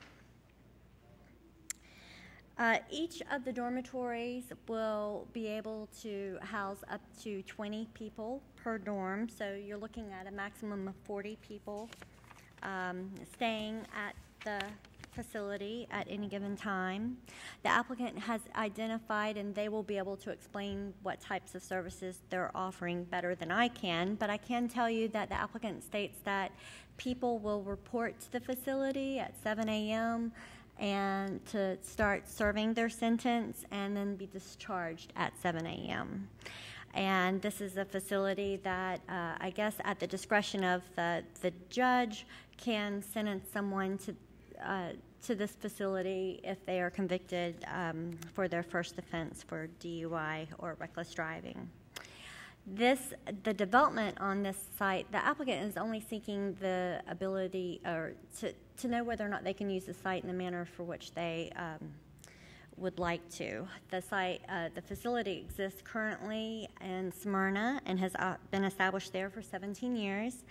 If they receive approval from the Board of Zoning Appeals, they will have to go through the site engineering process, which will be ultimately reviewed by the Planning Commission. They will have to demonstrate that they meet all of our development regulations in regarding traffic, drainage, parking areas, landscaping and buffering, setbacks, all of those items that you typically would review during site plan review. We have asked whether or not they've investigated whether or not the site can accommodate this proposed use. The septic soils on the property have been informally determined that it can accommodate the proposed use. There are multiple fire hydrants within 1,000 feet, but these items will be verified should the use get approved and they apply for site engineering. This is a rural area. As you will see in the photographs, you have residences also. You have 2 religious buildings that are, one's under construction, one just completed construction, or is fairly new within the last couple of years. The site has residences. It backs up to city subdivision as well. The applicant has submitted a conceptual plan. Their plan was included in your packets, and we will have it in here. They show that they would be able to meet the setbacks for that zone, that they would also be separated by 500 feet from the rear to the subdivision located towards the back of the property, and which is located in the city.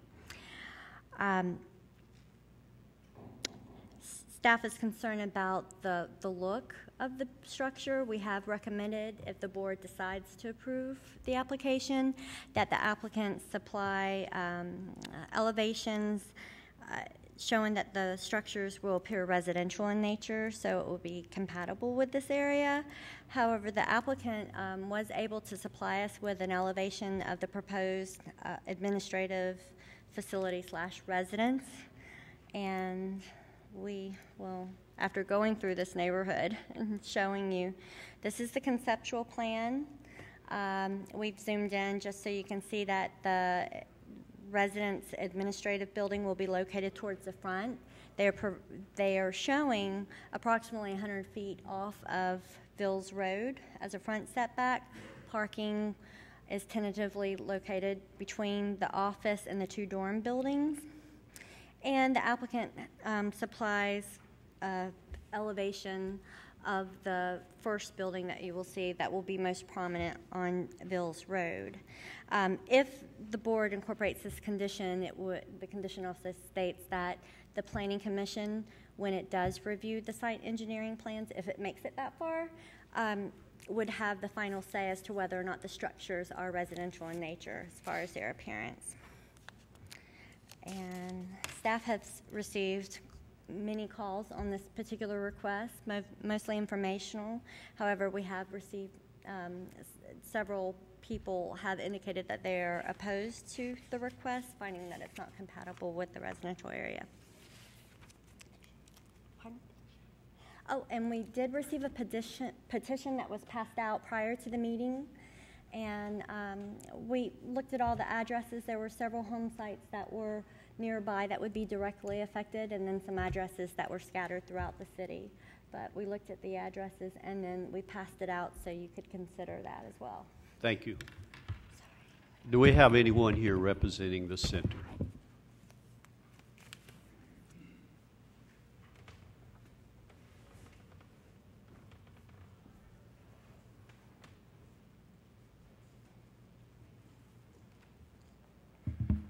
Thank you. My name is Larry Swain. 17 years ago, the judges of Rutherford County came to me, asked me if I would develop a program. The jail was overcrowded. The sheriff at that time was refusing to take DUI offenders.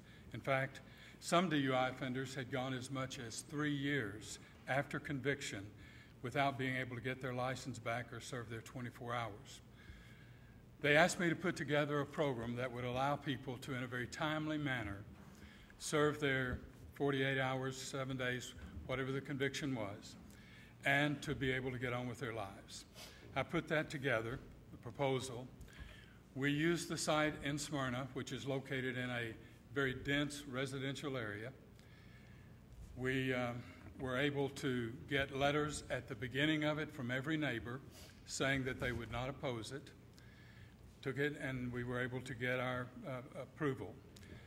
In 17 years, we have been able to accommodate hundreds and thousands of people in Rutherford County who would be in jail if it weren't for this particular location. They come and they are able to serve their time. They pay for it, no expense to the county.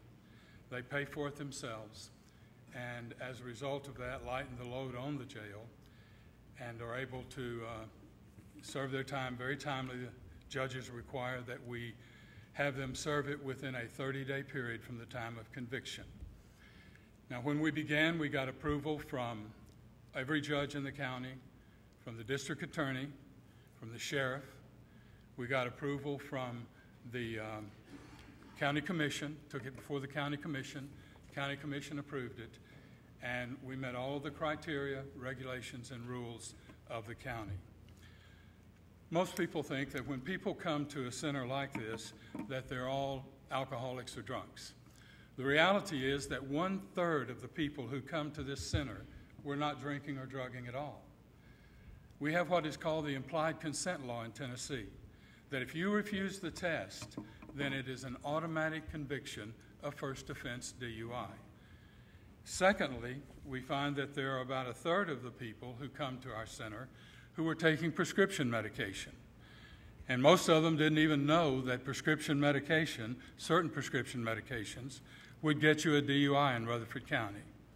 There are 1/3 approximately of them that were drinking heavily under the influence of alcohol, should be punished, and that punishment is meted out.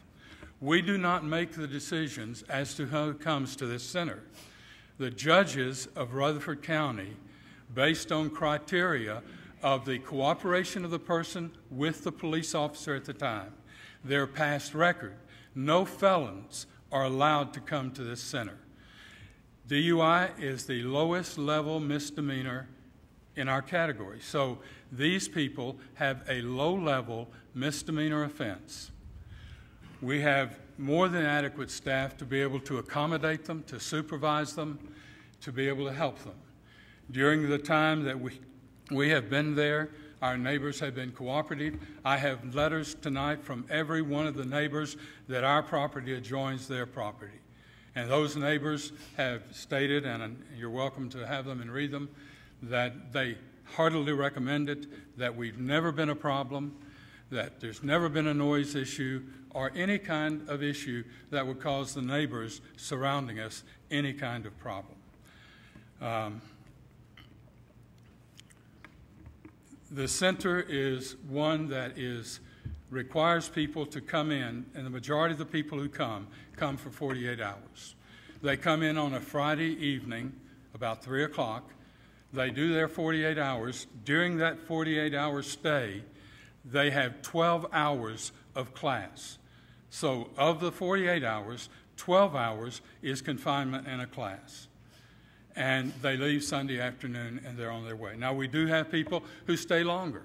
If the judges decide that this should be reduced or changed to a reckless endangerment or reckless driving instead of a DUI, the circumstances call for that, then they will spend 5 to 7 days in our center. We have had occasions when there were circumstances involved, such as accidents or something, when they would even do as much as 30 days in our center. The center has 14 beds. We have 8 male beds, 6 female beds, and 1 spare just in case there is a isolation problem. It is the police and ambulance reports. I have all of those with me. The majority of the calls for police and ambulance over the past 17 years have been for my family. My wife has serious medical conditions. She has had to go to the hospital numerous times. In fact, has had 3 surgeries in the last 9 months, major surgeries. We figured it up, and it has averaged out 1 police or ambulance call per year of the 17 years that we've been there. 7 police calls, 7 ambulance calls, and the balance were just inquiry calls, people coming in to inquire. We believe that we should maintain a facility that emphasizes safety. We practice safety in every way. We have people who are medically trained on call. We have been able to handle all of the medical emergencies that have arisen without any problem. There is no loud music. There are no people outside making loud noise. The people are supervised the entire time they're there. As far as traffic is concerned, we do not allow the people to drive and come in there. They must be brought in and let off and then picked up at the appropriate time. Now, the only exception to that is that if they have a valid driver's license and some of the people have moved out of state, we will allow them, and the church across the street will allow them, to park in their parking lot, First United Methodist Church of Smyrna, with whom we've had a wonderful relationship over the years too. They allow those people with long-term out-of-town areas to park in that area. But the majority of the people who come in will come in, be dropped off, and leave, then picked up again as they are leaving. I will still be associated with it. It will be a model that I have developed and is being implemented in other counties in the state of Tennessee at this very time, because it is a help for relieving the overcrowding at the jail. And even though we have a relatively new jail, it's overcrowded right now, still over capacity at this time. We will be using the exact same staff that we have been using for the past 8 or 10 years. They will be transferring to this new location, and so everything is going to continue just as it has continued for the past 17 years in the location where we are. We have our facility there. It is used by real estate agents in the area as a high-end comparable. Our facility is state-of-the-art, and it is a very good comparable for the residential community that we live in. It has not affected the property value in a negative way in any way. It has helped it in a positive way.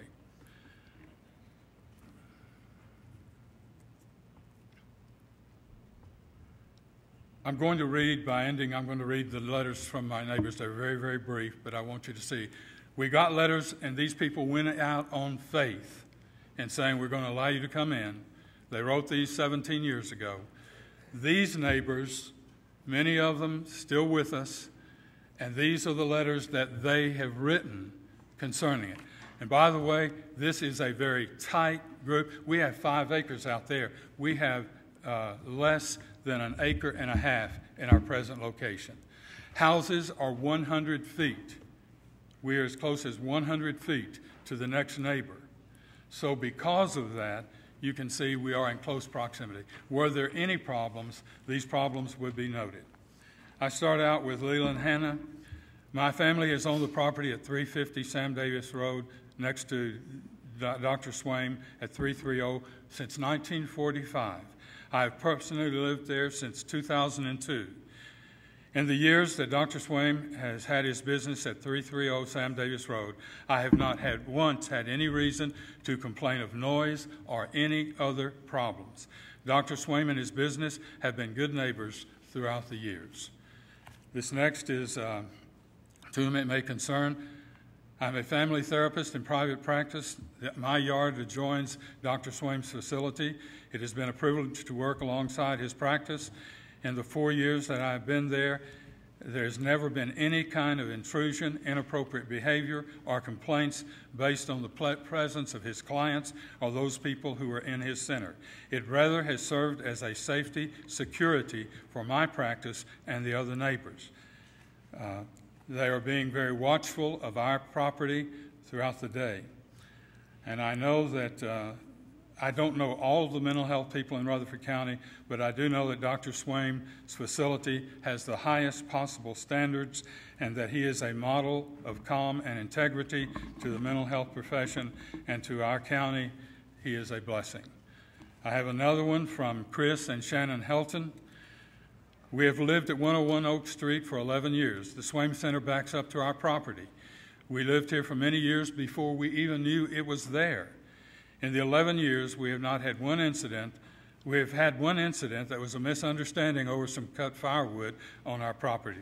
The issue was resolved immediately, and we haven't had any other problems with the Swaim Centers.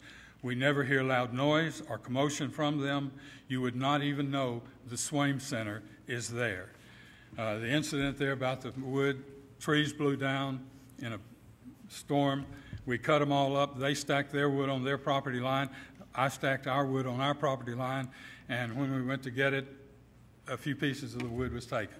We quickly replaced it, apologized, and have had no problems at all since then. These are the properties that adjoin us. There is one other neighbor who was able to come tonight, and he will be glad to speak at the appropriate time. We have, to my knowledge, met every condition and requirement that we have been asked to meet. We have supplied all information. We have cooperated in every way. this center has never posed a safety threat to anyone and will not in the future. It will be run exactly as it has been run in the past. And I would be happy to entertain any questions you might have. Jerry? Yes, sir. Mr. Swain, you mentioned that you had talked to the surrounding neighbors at your present facility. Have you taken the time to talk to the surrounding neighbors for the property out there? Yes, we have. We had a meeting. We did not want this to be a surprise of any kind. We wanted to let the neighborhood know exactly what we were going to do. We held a meeting a month ago or so at the Grace Baptist Church right on the corner of where Ville Road is and Bradeville Pike. We had a number of people, some of them here tonight, who were there. And the main comment that was made is we simply don't want alcoholics and drunks anywhere near us. And I don't know what else to say other than I have a 17-year record of it not being a problem and of us sufficiently supervising and maintaining safety and being an asset rather than anything else to the community that we live in. Will you be living at that facility? The person who is our current manager will be living in the facility. He's been with us 8 years.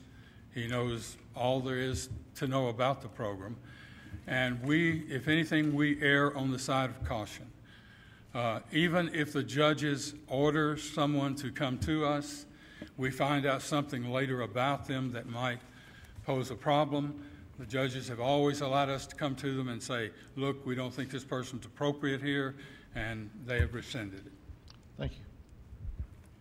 Yes, sir. Joe? Dr. Swain, I have a couple of questions. Yes, sir. You said you talked to all the neighbors. Did you give them notification that you was having that meeting at the church? We have 19 signatures against you. We did. We sent letters out to, that's how they ended up being there. We sent letters out to all of the residents within, what, 500 feet, and that was before that. But we did send letters and notification to the people in the community that we knew about. Will this activity take place inside, or will you have these people outside? These people will be inside 80% of the time. We are required to let them be out for a couple of hours a day. They will be out just walking around in the back area. And by the way it is designed, they should not be seen at all from the road. Will you fence this 5 acres off, or will you leave it open? I'm sorry? Will you have a fence around your 5 acres? No, we will not have fence. We do not have fences now. We have a fence, but it's not a security fence. It's just a fence that I built. But if it's a requirement or a request, we will be more than happy to address it, but we had not planned on fencing it. Is that right, Chris? Are you going to keep both centers open, or are you moving? I'm sorry? You moving from Smyrna to the Villes Road, or you? No, I'm retiring. I turned 70 last week. It's time to, and my wife's in very bad health, so I'm selling the business, but I'm going to continue as a consultant, and the entire staff is going with it. Thank you a lot. Thank you. Yes, Joe? sir. You say they have, in a 48-hour period, they have 12 hours of classes. Correct. Okay. Basically, what do they do the other part of the time? You say a couple hours outside. Yes, sir. They stay inside. They read. We do sometimes have group discussions where we will spend an hour or two. If there are any special needs that anyone has, then we accommodate those with talking with them, making referrals for them to get additional help after they leave us. So we're kept pretty busy, but they are inside either watching TV, reading, or that type of thing. What is your doctorate degree in, sir? I'm a doctor of theology, but it was in psychology. I have a master's in psychology and BA with a psychology major. Thank you. Yes. I'm licensed in 4 areas by the state of Tennessee by the Department of Mental Health. Keith? Yes, Dr. Swain, I just got I guess some clarifications and some things. the proposed sites you're having here, they're going to, and I know we say dormitories, but really these, see, the one is going to be about the main house is going to be about 1,800 square foot. I believe it's closer to 2,500 square Okay. feet. And then the dormitories, I think he said they were 2,400 square foot, about 1,200 square foot each. I believe they're larger than that. They are considerably larger than that. Okay, but I guess the main thing I was wanting to allude to, these are going to be like the photo, the picture, the slide we were seeing earlier. They're going to look like homes. They're going to look like residents. They're not when we say dormitories, they're not going to be like a block building. Looks like a industrial type. It's going to be. They're going to be look like houses. We have never used the term dormitory. I don't know where that came from. But Right. these are residential, and we have to design them as a residential appearance. I understand. So in other words, if I drove by them, it would look like one house here, one big house here, and two houses behind it. Exactly. Okay. All right. Another question I had was the folks that you said they're coming there, and I know they're first offender DUIs, but these are there's no felons allowed there. These are felons nonviolent. allowed at all. Right, absolutely. One other question I had was when you had your meeting, and I know that's one thing Joe had alluded to, when you had your meeting about a month ago, do you know about how many people probably attended there? We had 31, I believe. We counted 31. Oh, all right, sir. And I don't mean to keep putting you on the spot, but No. The thing that you said that you had brought was the records for the past 17 years, and those were ambulance calls and stuff like that. But in the 17 years that you've operated there, it's been complaint-free. Nobody that you've had stay at your facility has had any other than All I can speak to care. is those who have complained to us or that we have heard about, Right. and we have had none. All right. So the only one I have is the one I mentioned to you about the firewood incident. All right, sir. One other thing I wanted to bring up, and I know Joe also spoke on that about when the folks come there with your facility being there. If there was no facility, if your facility was no longer existed, folks when they're convicted of DUI or whatever, they are still required by the state they have to attend a DUI school or whatever. Where would these folks? Where else would there be in Rutherford County for them to do that? Well, I think there are one or two other schools that maybe have a school once a month. Our school is every week. We have a DUI school accommodating the people every week, and we are full for the DUI school every week. Okay, I'm just trying to. I'm just trying to just point out some things about your facility. I think it's something that you alluded to that when you began this program 17 years ago was something that was, I think, like you said, the judges and the folks in our community seen something that was needed to be that was needed, and I think your record speaks for itself. So I have no other question. Joe? I would like to make one statement. You asked about, we had one neighbor complain, I believe it was 11 years ago. He allowed music being played. We do not allow music to be played, period, on our property. The officer responded, said all's quiet at the Swaim Center. The noise is coming from across the street at Sam Hager. So I want to make sure I get it all in. Dr. Swain, did I understand you right? You're retiring. You're not going to actually own this center. I'm not going to own it. Who's going to own this center? It will be owned by a businessman and an attorney here in. So you couldn't say you control it anymore. So Well, you're speculating what might happen down the road. I'm sorry? So you're speculating what might happen down the road because you will know they will use your name only. They're going to continue to use my name, and if I didn't feel good about it, I certainly wouldn't But allow you them will to have do no that. control over this center. I will have no control over it, but they've agreed to use identically the same policy model that we have developed.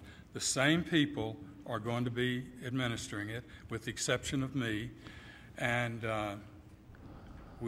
it should continue exactly as it has. Thanks, sir. Yes, sir. Thank you. Joe? One more question. How many repeat offenders do you have come through your program? We had a study done by a student at MTSU doing a master's thesis. They compared the jail and they compared our facility. I don't remember exactly, but we had a significantly lower recidivism rate than the jail did. The people who come there, they do get more than is required by the law in terms of, we have a victim impact program where someone who's been killed, had a family member killed by a DUI offender, they come there, they speak. We've had other people who have gotten in trouble with the law as a result of alcoholism, they come and speak, so it is lower. I would have to go back and refer to that study. It was done maybe 7 or 8 years ago. Any other questions? Mr. Chairman, if I may make just a comment, Dr. Swain, the materials that you were reading off, we would need a copy for our file. If you want to give us what you've got, we can make copies for you in the morning or something like that. The letter, and I think you said some other information about the police fire calls. I think you'd laid down there. Yeah, we just need to have that for the file. Okay, thank you. Any other questions? Keith? Just some other thing I want to clarify, and I know this, Dr. Swain, this 5 acres is just open now, and we have what you all are going to do, but I want to make sure I bring it to light. When you understand when, if this was approved and this is going to be built, about the buffering and stuff around this area with the shrubbery and the trees and all this, where this is not just going to be these houses and these buildings in this wide open area, and then you're about, 100 foot off the road as far as the first residence. We have won the beautification prize in Smyrna, I don't know how many times, 7 or 8, and we will have all kinds of greenery, shrubbery, and all that will cushion any effect of the people being out for the brief time they are, being able to see, and it will be attractive to the neighborhood. All right, so thank you. Anything else, Dr. Swain? Thank you. Any other questions? Thank you. You may be seated. We'll open this for a public hearing for those who would like to speak on this request. If you'll come around, please.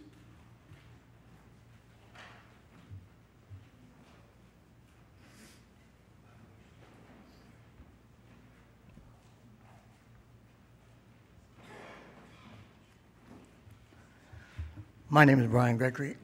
Excuse me. I am a member of the community, and I appreciate you, ladies and gentlemen, hearing us.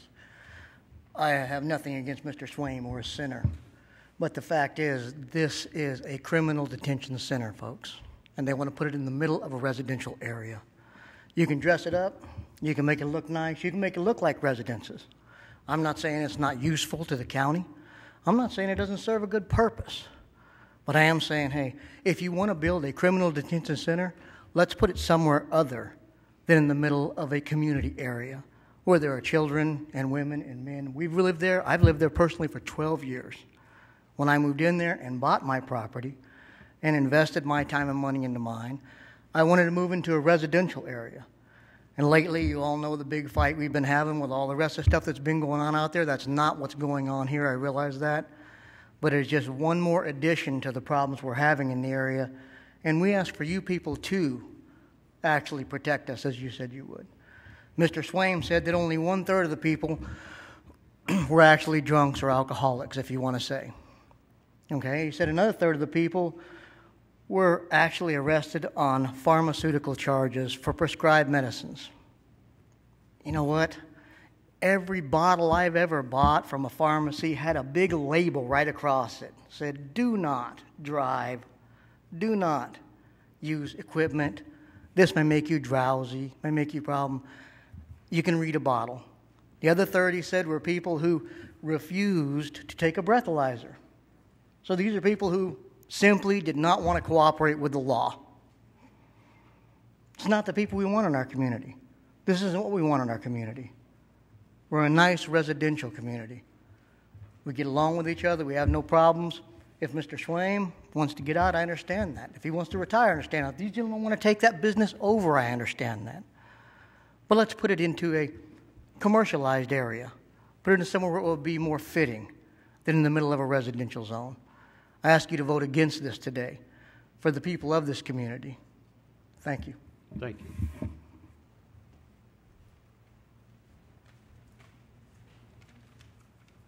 Hello. My name is Belinda Smith, and I work for the City of Murfreesboro, and I reside at 113 Vills Place in Murfreesboro, which is a small subdivision off of Vills Road. We have 10 houses in our subdivision. In those homes, there are 12 children, ranging from the ages of 1 to 15 years. These children play constantly outside, riding bicycles, skateboards, walking, running, etc. Our subdivision is small and was very secluded before we received nationwide notoriety, exposure, whatever you want to call it. I really don't want the amount of traffic, especially on the weekends, which I believe is when most of the activity, according to the meeting, is going to take place. We were told at the meeting that this would be turned over, because Mr. Swain said he was retiring, to an attorney and a contractor. I'm not sure if that's still the case, but I could not locate an active business license on file for the Swain Center, which means they don't have a business license to operate, but if he is a doctor, then he would not have to have one. But whenever the new owners take over, they would be required, I believe, to have a business license. And I had an attempted break-in in my home in July of 2011 at 2:50 in the morning. The Murfreesboro Police barricaded Rutherford Boulevard. My neighbor followed the people. I was in the home when it happened, to Rutherford Boulevard. They blocked it off and got the people in custody, and a Rutherford police officer was still not at my home. There is one police officer during that time for our area, I was told, or a county official. Our subdivision is small, and we're very secluded, and we're a sleepy community, as they say, and I would like for you all to protect us and deny this rezoning. I appreciate your time. Thank you.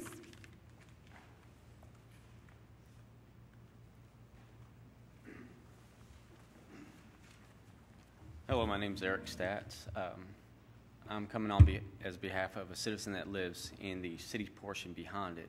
I myself never received a letter or any form of notification that the Swain Center was coming in until the zoning forms came to me. I understand the need for this type of facility. I think it's a great idea to have it, but I myself think it should be put in a commercial area away from homes where there's families, children, other things like that. Professionally, I know what type of people are going to these type of facilities. I put them there. They are alcoholics, drug users, not just prescription, multiple offenders, and have lengthy criminal histories. True, they may not be felons, but they are criminals, and they have lengthy histories. Sometimes a person's just made a mistake, they've got one DUI, and they're going in, and it's a valid reason, they're going for a good cause. But majority of these people are multiple offenders and multiple crimes. You bring them into an area where families are, it's not good. Because then if they're from Laverne, Smyrna, Eagleville, or other areas where they're used to committing crimes, they see other homes that are on their radar now that it's just wide open for the picking. And this will be right behind my house. I don't want that. I've lived there for 10 years. We have enough problems of our own with the city, and we don't have enough police presence due to budgets, staffing, things like that, to respond to these. I myself cannot respond to all the calls that I get for all these problems. The thing is I request that you deny this for the safety of our citizens, our families, and our properties. Put it in a commercial area, something that would be better suited for this type of business. And it is a business. No other way to sugarcoat it. No house can sugarcoat it. It's a business. And these are residents. These are people trying to raise their families and have safety and security in their own, in their own homes. And I don't think bringing this type of element into their homes is a safe venture. Thank you very much for your time. Thank you.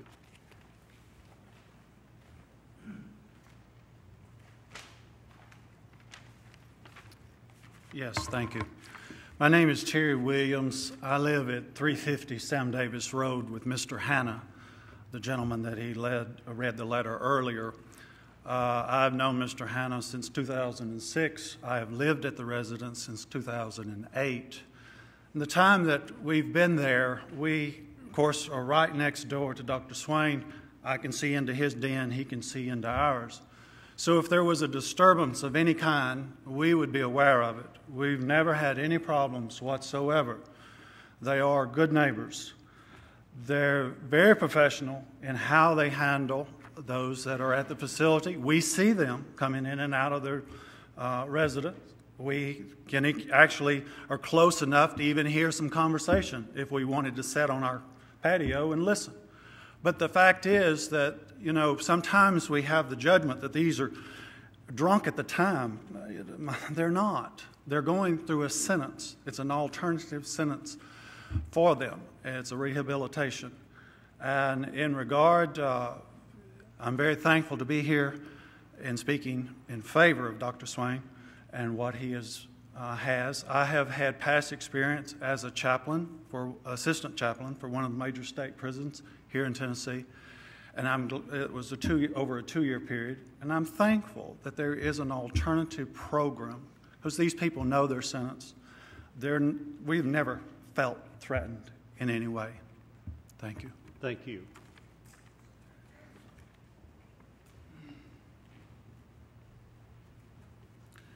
Good evening. My name is Ann Shannon McCormack. I live on Millwood Drive, which is across the street from Bradyville Pike from Veals Road. I'm here requesting that the zoning board deny this application for a number of reasons.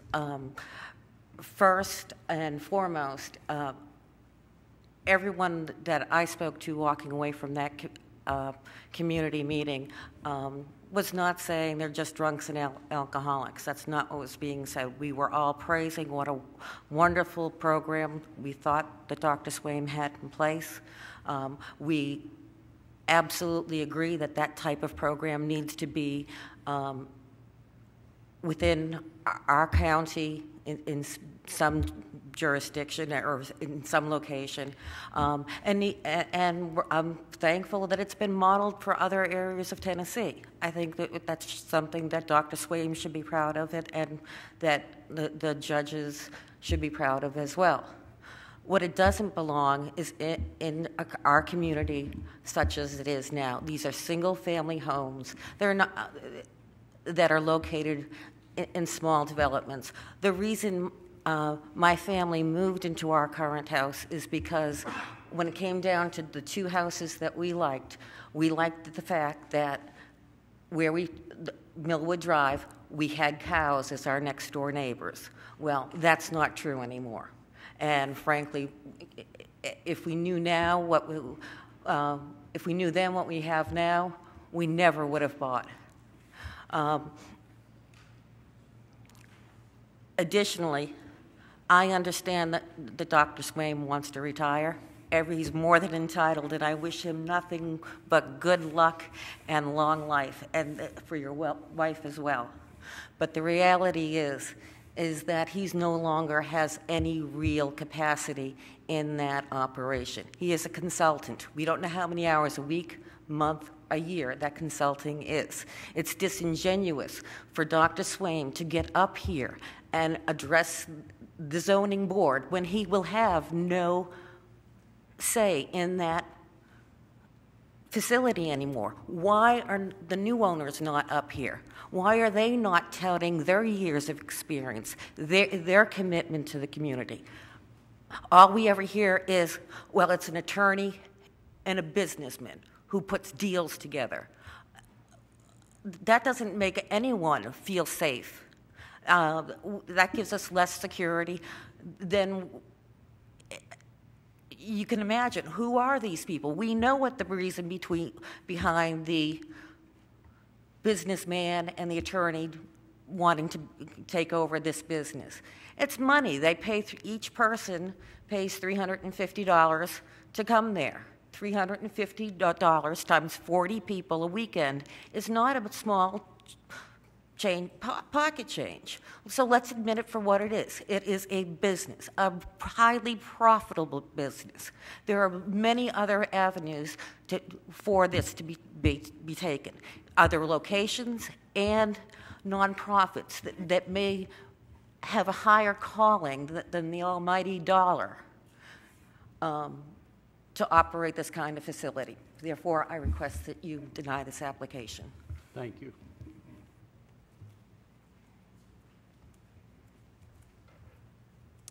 My name is Pamela Todd. My husband and I own property within 500 feet of this proposed building. We received no notice of a meeting at Grace Church. We did receive a notice from the zoning board, which is how we knew what was going on. I would just like to respectfully ask that you vote against this and protect the people of this community as you've already voted to protect the people in the Kittrell area. Thank you. Thank you.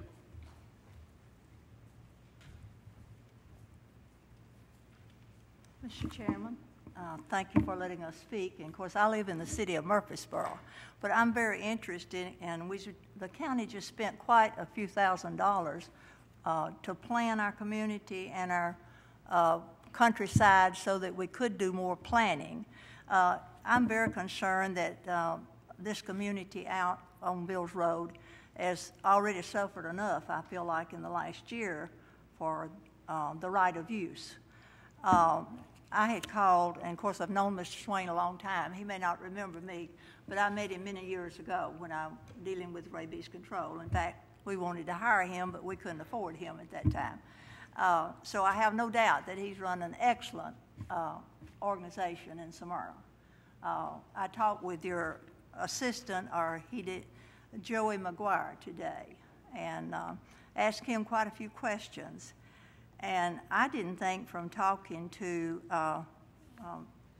this young lady several times this week and going up reading some of the plans, I did not think that you accepted drug cases at all.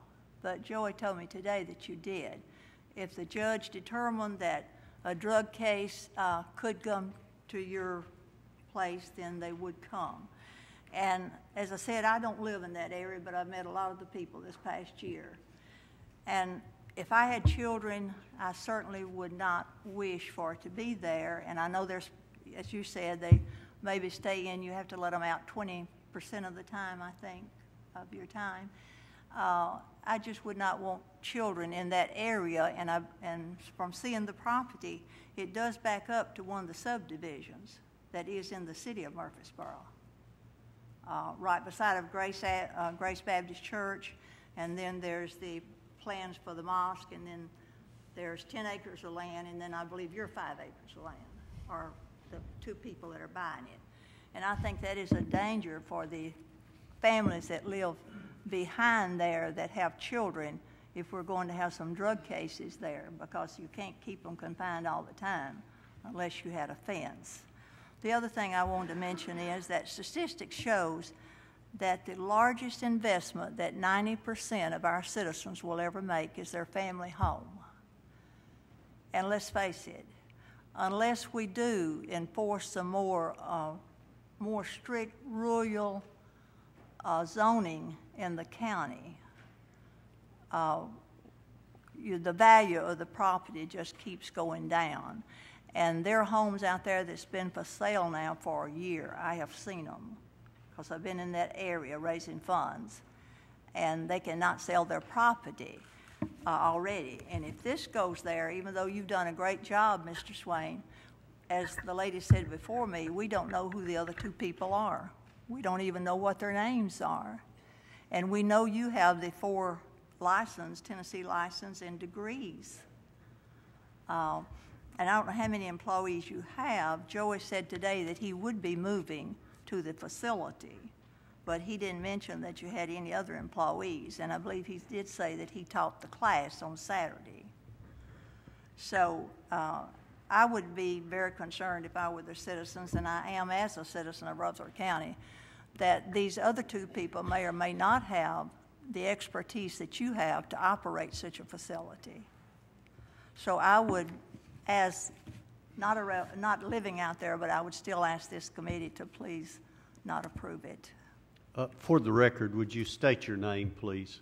Oh, I'm sorry, Millie Evans. Since I've known you so we long, know who I you guess. are, but we need to have Yes. you on record. Thank you.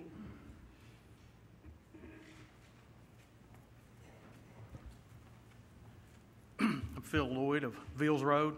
I own property directly across from the street where this proposed center is to go. First of all, I'd like to thank the board for taking time to listen to me. One of the things I want to point out is this is a residential area, and if you look at the site map, it's mostly residential around it with the exception of some churches. Now, as I look at this picture up here, we can build a facility and make it look like a house, but truly, what is it? It's going to be a drug and alcohol treatment center. That's truly what it is. Now, if I go to sell my property, people are going to ask me, well, what's that across the street? It's a drug and alcohol treatment center. And I ask any of you board members, how many of you would want a drug and alcohol treatment center directly across from your house? I don't. And I oppose it. Mr. Swain has come up here and painted a pretty picture of the people that go to these facilities. Now, as working in law enforcement, I know that many felonies are reduced to misdemeanors. I'm not going to sit here and try to convince the board that everyone that's arrested for DUI are bad people. They are not. But are many of them alcoholics? Yes, they are. Are many of them drug abusers, prescription and illegal drugs? Yes, they are. Would you want those kind of people in your neighborhood? I don't think you would, and I don't. Now, Mr. Swain said that his facility has not affected property values, but I'm afraid that's not going to be correct. If I have to tell someone there's a drug and alcohol treatment center across from my property, I'm afraid they're going to move on and not want to buy it. Mr. Swain really said that there's going to be no fence, no security around this facility, that there's going to be people in here. They go to class a certain amount of time a day. These are going to be dormitory style. We don't know exactly how many people. He has said there are going to be 2 large dormitories. Right now, I think he said he had approximately 14 people. If they're going to build 2 large dormitories, that tells me that they expect a whole lot more than 14 people if they're going to put that much money in a facility like this. And like I said, gentlemen and ladies, this is a for-profit business. It's going to affect property values, and I have children, and I am concerned about these type of people coming into our neighborhood. And I appreciate your time to listen. That's all I have. You live directly across the street? I have 2 houses. I have one directly across the street from this proposed facility, and I have another property that backs up to that on Bradyville Pike, and I also have another empty lot that's directly across the street. But you don't live there? So Yes, sir. Yes, sir. I do live. You live there? Yeah, yes, sir. Okay. I own both those houses. Thank you. Okay. Are you a policeman? I am. City or county? City. City? Thank you. Thank you.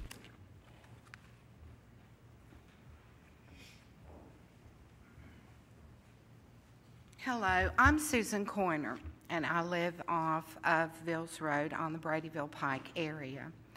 I think that the Swain Center is probably a very honorable, very needed facility, but not on Vills Road in a residential area.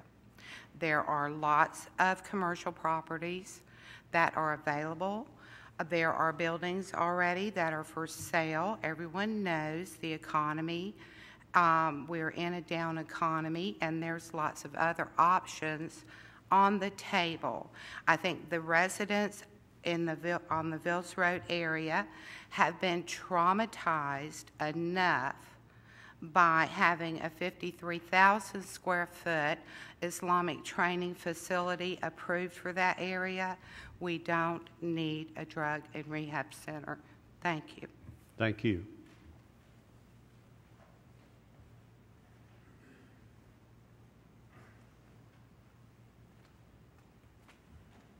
Hi, Scott Zachary. I own 2 pieces of property on Bradyville Pike, and one of them backs up to Vills Road right there, and not happy with it. We don't need anything else out there. Leave it residential.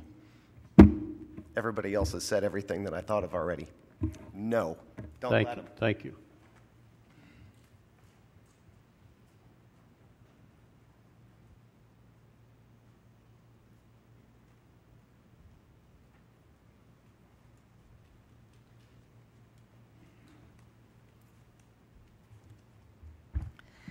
Good evening. My name is Elizabeth Coker. I live at 9610 Versailles Road, Rockville, Tennessee. I do not live in this particular area, but I did want to bring up a couple of points that I think the Planning Commissioner should hear today.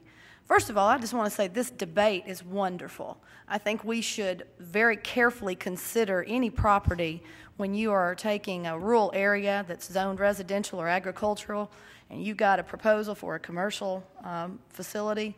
You really need to have public input, because if you stop to think about it, it's really irreversible. You don't take undeveloped land and turn it into commercial. It doesn't go back the other way. This is pretty serious proposal, and you're not going to be seeing this reversed. So I appreciate the fact that the audience today is here and the residents have been notified. How many, just by, if you would indulge me, sir, how many by voice? Please stick to the discussion, okay?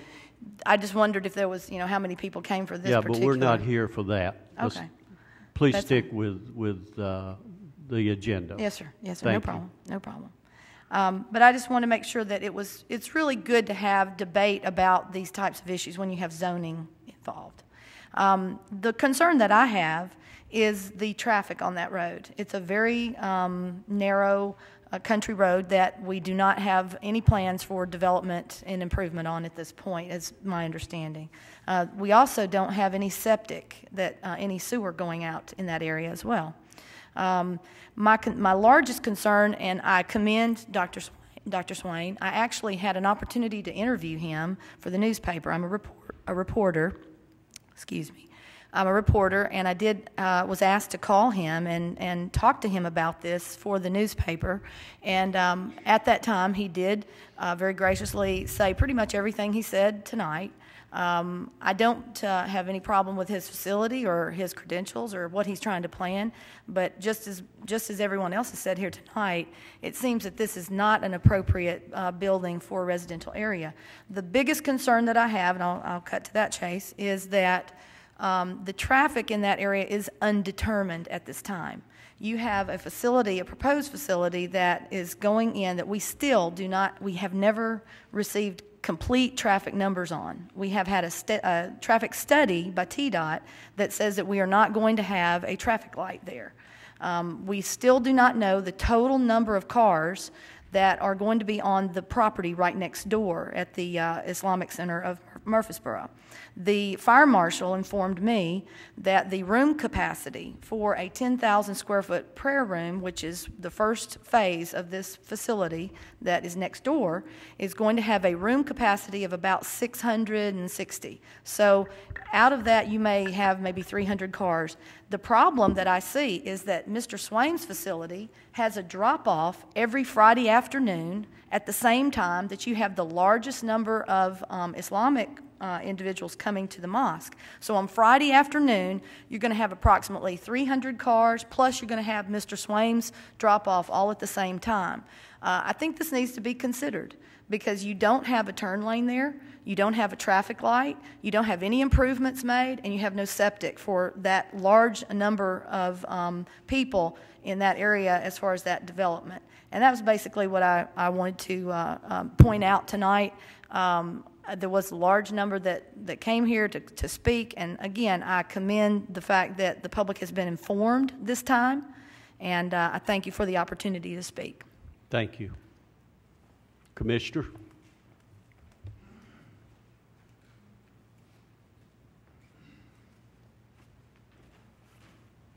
Joe Frank Journey, I'm Commissioner of 6. My district joins a 4th right in this area. And I've had several calls about this location for this facility, and I'll keep my comments short. This is a residential neighborhood right there with kids and all, and I don't think this is a place for this kind of facility. I think it ought to be in a commercial zone somewhere. And in fact, I have a sister don't live just not far from this.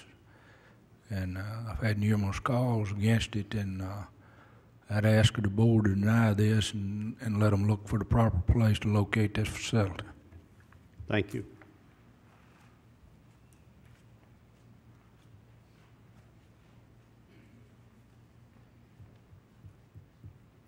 Commissioner P., I believe you represent this area, is that right? I do. Okay. When you get something this close to the border between Joe and I, you kind of get 2 for 1. So you saw that a little earlier on the other rezoning request. Dr. Swain contacted me, he and Chris. I think he's one of the proposed owners of the facility. And everything that I've heard about the doctor and the facility, their reputation is impeccable. Anything he told you, you can bank on from everything that I've seen. And I've got a bad reputation for checking on things people tell me. I told him that the people in this community had really had their toes stepped on hard. They had a little notification on some other things that have happened in that area, and I wanted to make sure that he let the people in that area know what was going on. And I couldn't ask for better compliance. He actually went door to door, and that's the reason Miss Todd didn't get a notification. She lives a little bit further on down the road over in Kittrell, but owns property adjacent to this proposal. But they actually went door to door, handed out leaflets. You know, they had things posted on the website. So they did everything that a commissioner would ask them to do as far as notifying the neighbors. And what I told them is, I want these people to understand what you're doing. He's got a very needed job. I'll say job, something that's really helping us as taxpayers, because anybody that he takes in, you and I are not paying for those people to go in his facility. I told him and the folks that he's helping represent that I represent the people in that area, and it'd be up to them. And that's why I wanted to have a community meeting. We did have about 30 people there. The owners, proposed owners, were there too, for you folks that didn't know who they were. But you've heard the comments tonight. That's the same comments that I've got. I represent these people over there and their wishes. And what I'm going to ask you to do is to deny this request because of the fact that these people don't want that. One of the largest investments, I think, as Ms. Evans said, that most people make in their lifetime is their home. And these are the people that have got to live there. These are the people that are going to every day, day in and day out, have this facility across the street. It may work out to be one of the best things that it could ever happen in that area. However, the people there that live there really don't want to accept it, and I request that you deny this. Thank you. Thank you, Commissioner. Wait just a minute. We may have any questions from the Commissioner and that representing that area. Thank you. Looks like everything that's been said could be said. Dr. Swain, you come ahead.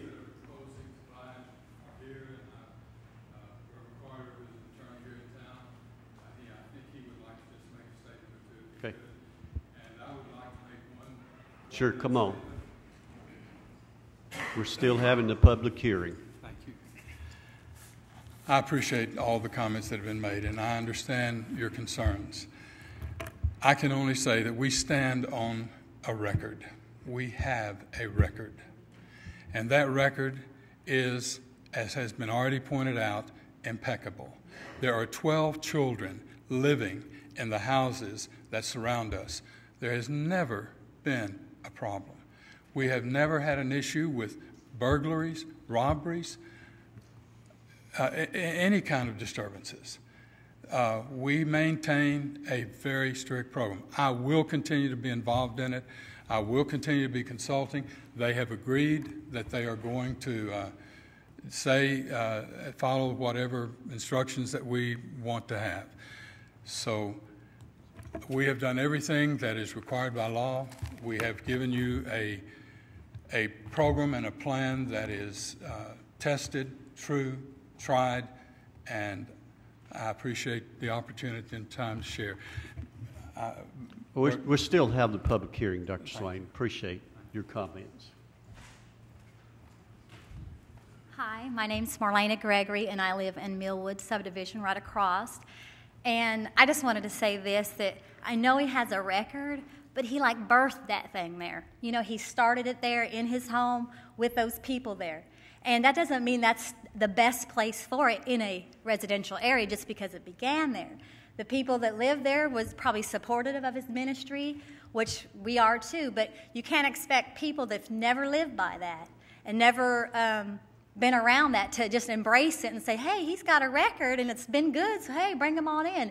It ain't gonna work like that because we don't feel that. We live there, and I do disagree that there is not a problem with our homes being lower in value. I've been in real estate since '96. I can guarantee you any family, because I have a family, if I say, well, this is a drug and alcohol, I mean, even though it looks beautiful, it looks great, that's going to make a lot of people not want to buy my home. And so I just appreciate if you would consider yourselves as we are, property owners, that some commercial business, which we don't, and I like him, I do, and I don't have a problem with his facility, but I do have a problem with it coming into our residential area that we've not been, had anything like that. And I also want to stress that he will not be the man doing it anymore, because we all like him, and we're not saying we dislike the other people, but they don't have the record. And even if he was, I still would probably I would still stand here. I wouldn't still want it, because it's not something that we want in our community, and I feel that you would please listen to us and protect us, because we don't have any other voice but this. And so, thank you. Thank you. Okay.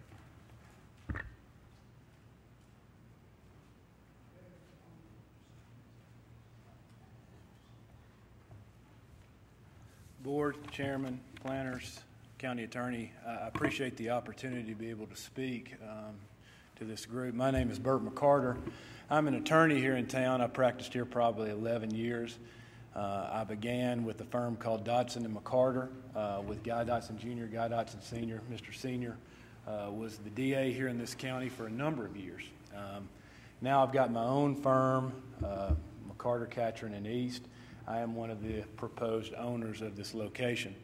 I wanted to make, or at least advise the board and the folks interested of a couple of letters that I got, if I could read those first and then maybe go into some rebuttal type comments if I may be allowed.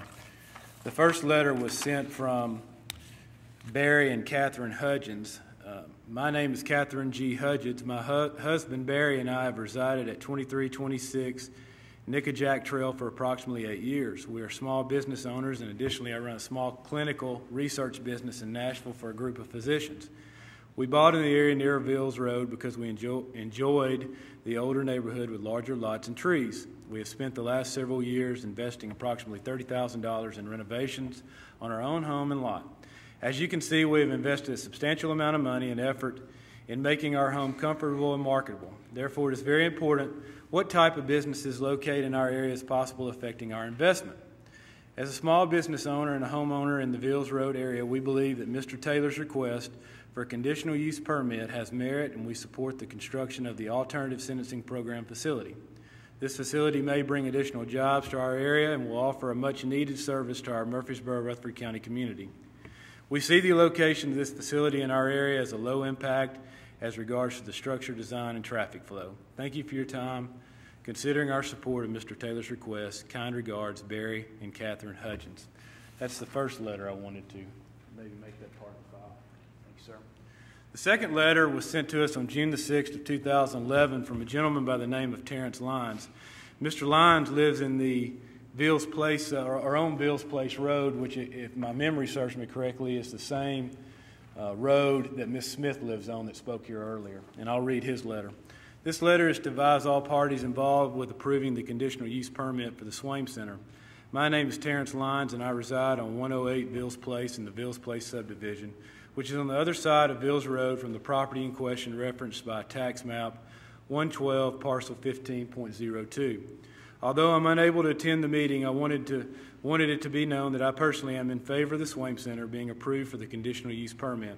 I believe that what they do and how they do it will only complement our community as well as our city. In addition to the previously explained criteria, this will also keep other less desired things from moving into or expanding into our community. Thank you for your time and consideration. Sincerely, Terrence Lyons. Gentlemen, ma'am, again, I want to thank everyone for giving me the opportunity to speak, and I am a proposed owner of this endeavor.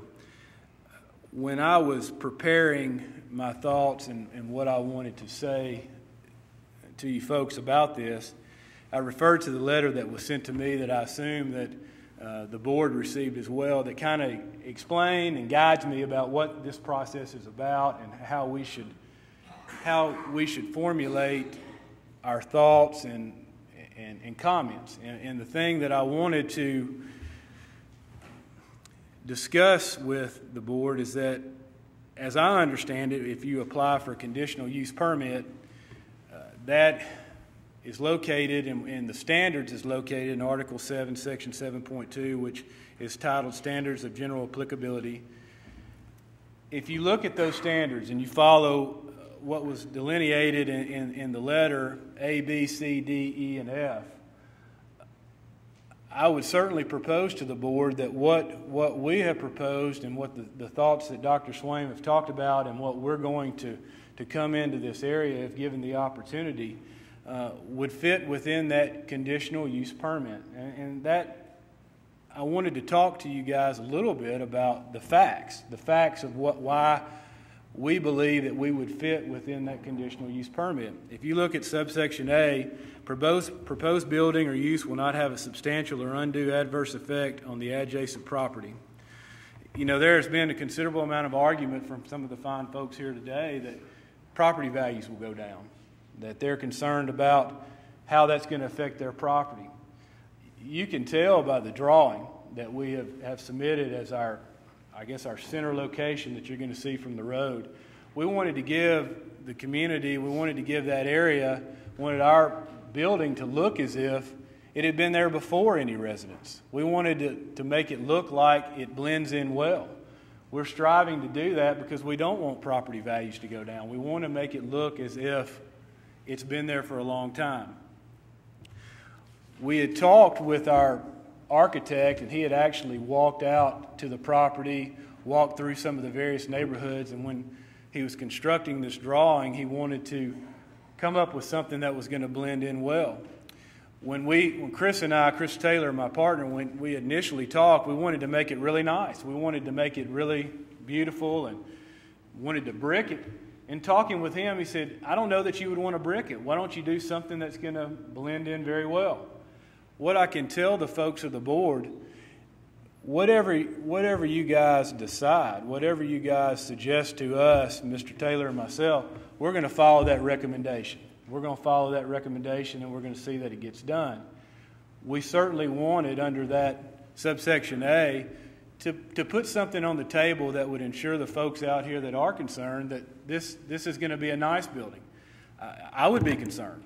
I wouldn't want something that you might see out on Memorial or something out on Thompson Lane, something that looks like it's absolutely commercial. You want something that's going to blend well, and that's what we've strived to do with our drawing and talking with the architect. If you look at subsection B, that implores us to consider this standard, that the building or use will not interfere with the development and use of the adjacent property. That somewhat goes hand in hand with what I said in subsection A, is that it's going to blend in well and it's going to give the appearance that it was there before the residents even got there. That's what we're trying to do. Yesterday, we had our engineer go out and look at the property, walk the property, make some recommendations with regard to the property. What we were told by him was that 10% of that land, that 5-acre tract, is what is going to have a building on it. 90% is going to be the same as it is right now.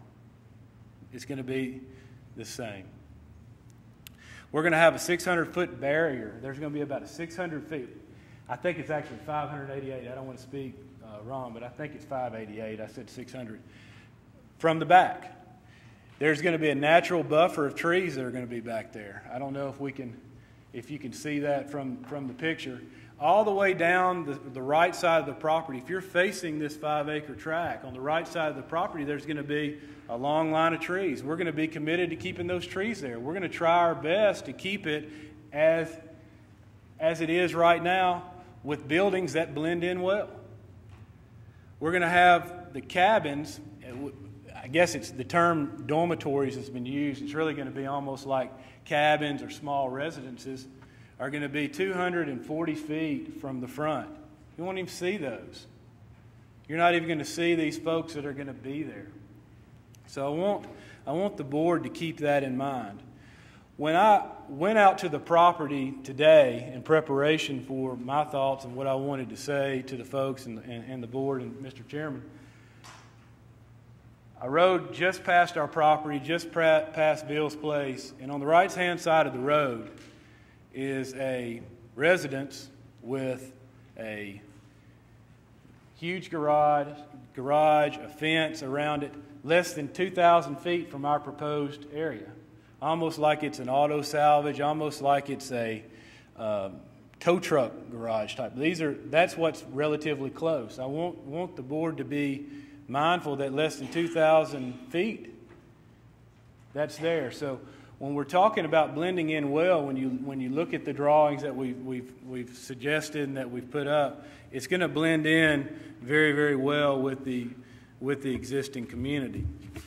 In looking at subsection C, that the proposed building will be served adequately by public facilities, I think, is it Ms. Danielle?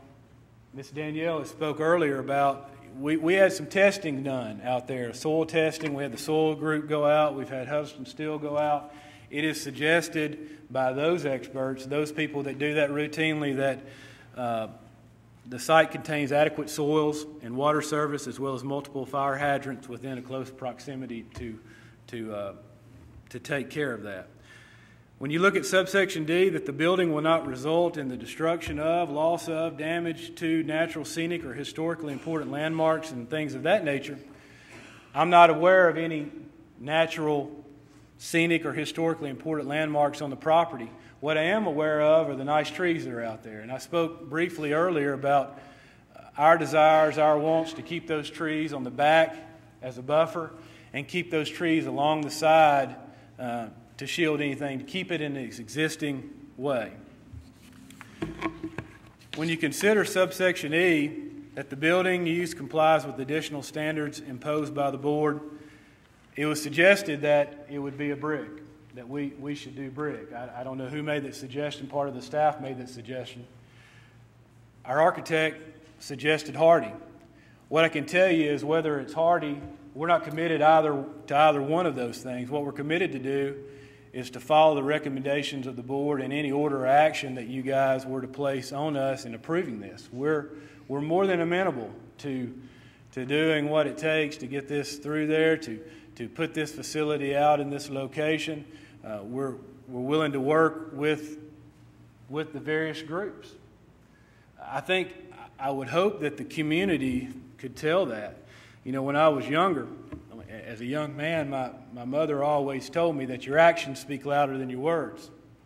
You can say a lot of things, but by your actions, you're going to tell the real story. I would hope that the folks out in the community could tell that by our actions, that we're trying to do the right thing, that we're trying to blend in well, that we're trying to make them a part of this process. We conducted that community meeting back on April the 28th of 2011. My friend Mr. Taylor walked throughout the neighborhoods, if I can make that part of the record.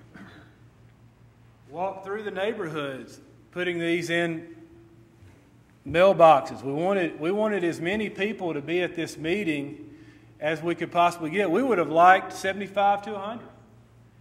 What that would have given us, it would have told us what those folks wanted to do, because it was almost like a teaching tool as well. We wanted to inform them, but we wanted to hear what their concerns were.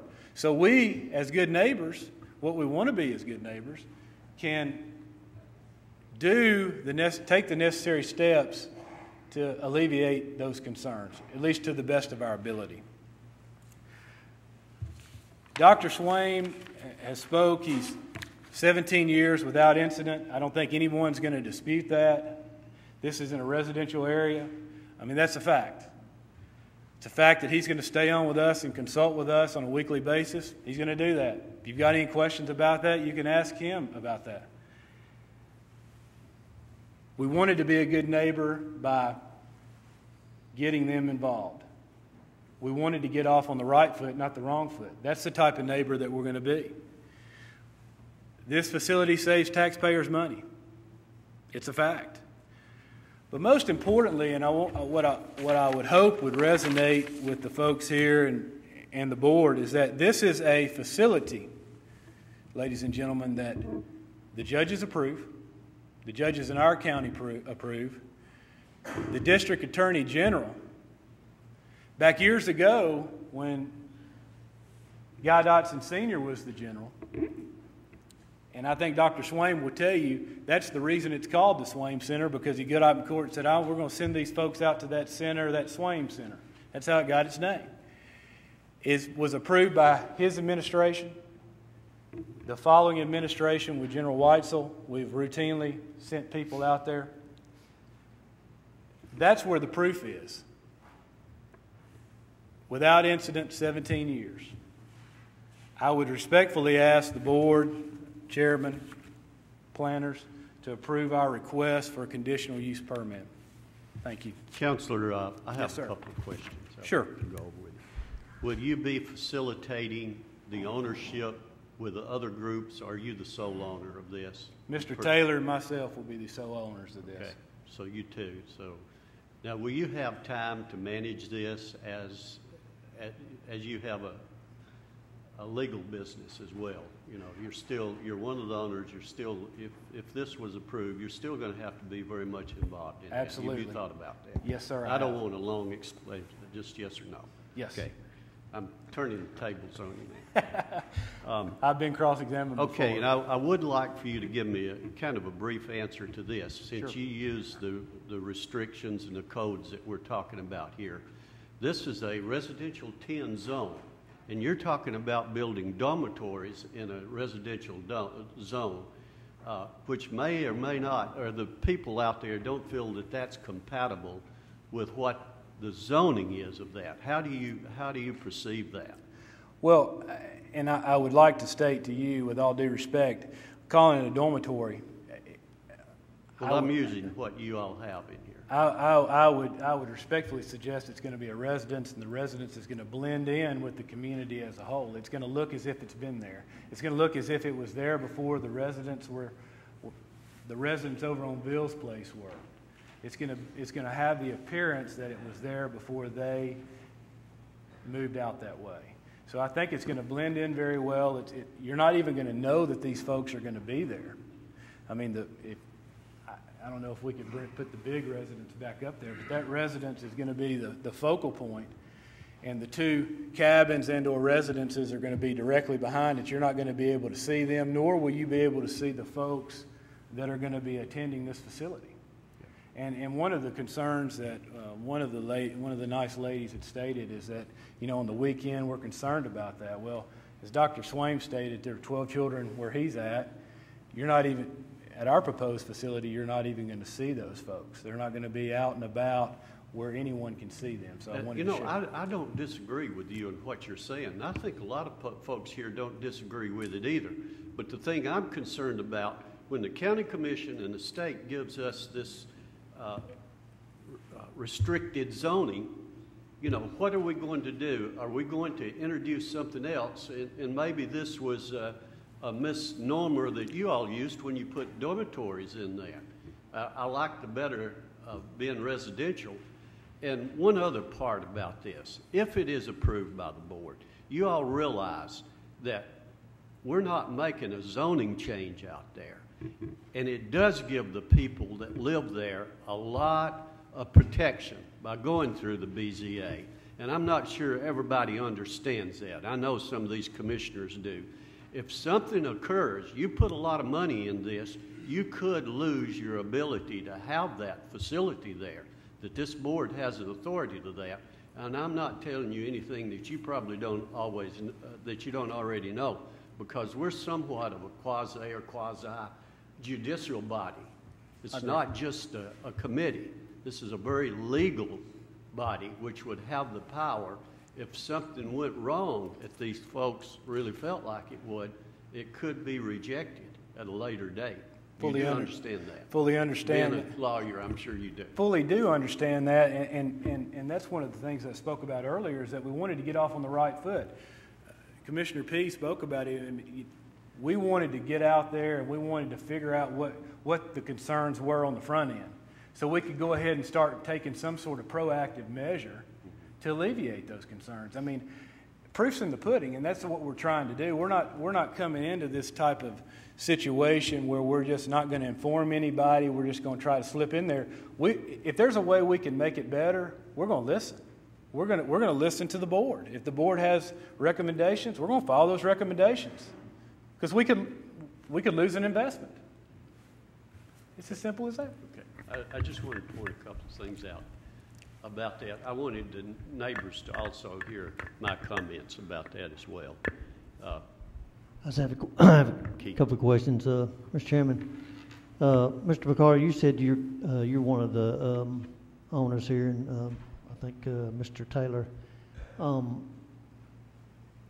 I guess one of the concerns that was brought up by some of the residents out there was that they like Dr. Swaim.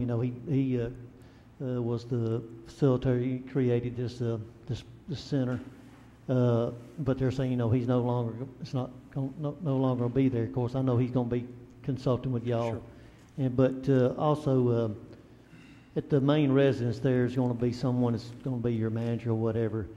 But you all are still going to employ the same folks that's helped Dr. Swaim be successful in the last years. So in other words, basically the only thing he's going to be doing is changing ownership that's from Dr. Swaim to you and Mr. Taylor.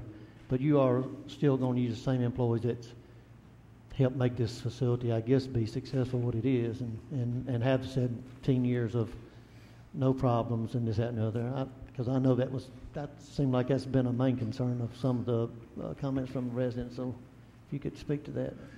Absolutely. We've got an employee, Joey, who's been with Dr. Swaim, I want to say 8 years now. And quite frankly, and I don't mean any disrespect to Dr. Swaim, he's probably the most important cog to what we're doing. He's there right now from 7 to probably 5 or 6. If we are allowed to put our facility out at this location, he's going to be the gentleman that's going to live there. He's going to be there around the clock. I mean, I can't guarantee he's going to be there 24/7. If he's not there, we'll have a staff member that will be there.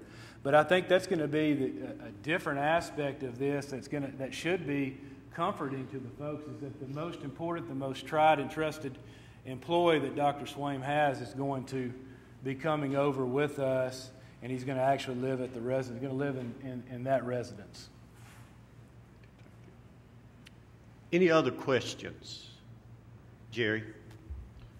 You mentioned that our local officials, our judges and such, approve, and that's a great thing, that it saves the taxpayers money. It would also do that in a commercial zone, would it not? Yes, I would imagine that it would. Yes. Any other questions? Okay. Thank you. Appreciate it. We still have a public hearing. Anyone who has not had an opportunity, come on forward. We want to make sure that we have the ideas from everyone that's here, that you have a chance to say what you need to before this board, before we make a decision on this. Thank you. My name is Jackie Archer. I live in the district. Mr. P is my commissioner. And I do not live in the neighborhood. And I've listened to all the good people speak and give their concerns. And there's a couple of things that I just felt like hadn't really been brought up. And so I felt compelled to bring them up. I think that the neighbors out there on Veals Road and Bradyville Pike have been mightily abused by things that have happened in the last year with the Murfreesboro Islamic Center. Perhaps this august body felt that they had no other choice, but I know that there are a lot of us who felt like there might have been some things that could have been done. And I feel for them, and I understand their concerns about being further abused by another facility that is foreign to them and could perhaps create a situation that would not be to their benefit and to their comfort level. But when I first heard about this facility, I thought, good, this is going to create a buffer next to the mosque, and it will not be able to expand, because that's the history of Islamic centers. They expand, they take over the whole neighborhood.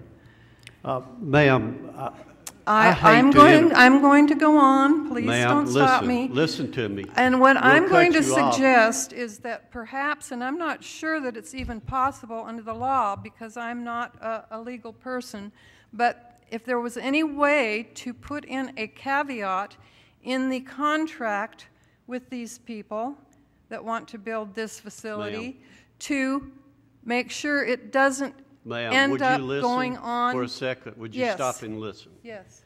We're not here to debate the mosque. We're looking at this one facility. I'll give you one more minute to make whatever comments. We want to hear your comments, but please stick to what we are considering. Well, I think what and is... not be rude. Thank you.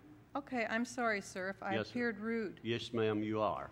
You're I'm out of sorry. order, too. Please stick to what we're considering. I'm going to finish my thought. Yes, ma'am. Which, if there was any 1 minute, way please. legally to put into the contract that this piece of property could not be conveyed to the Islamic Center of Murfreesboro, that might give the people in the neighborhood a lot of comfort. Thank you. Thank you, ma'am. Anyone else would like to speak on this subject?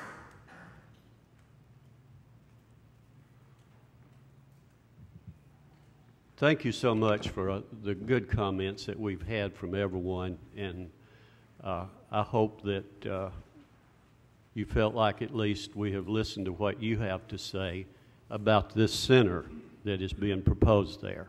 And that's the only thing that we are considering here and or have considered. We'll close the public hearing now at this time. Are you all ready to make a motion on this? Or okay, I'll entertain a motion. I move you deny it because mainly it's in a residential area and this appears to be a commercial operation. I'll second the motion. We have a second. We have a motion and a second. Is there any discussion? Any comments?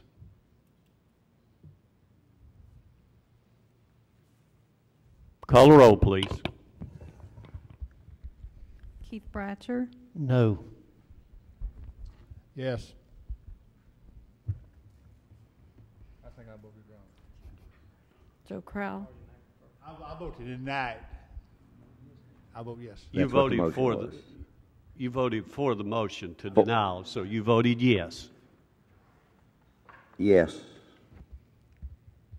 Joe Machota says yes. I'm sorry, I didn't.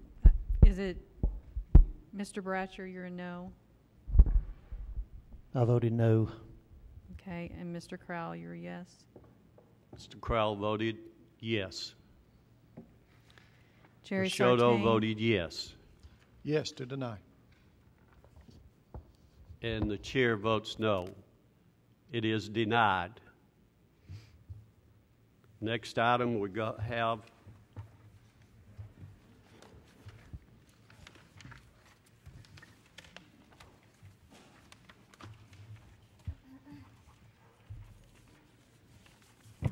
is a request by James Talbot, who is requesting a conditional use permit to allow an accessory structure, and this is prior to establishing a principal structure.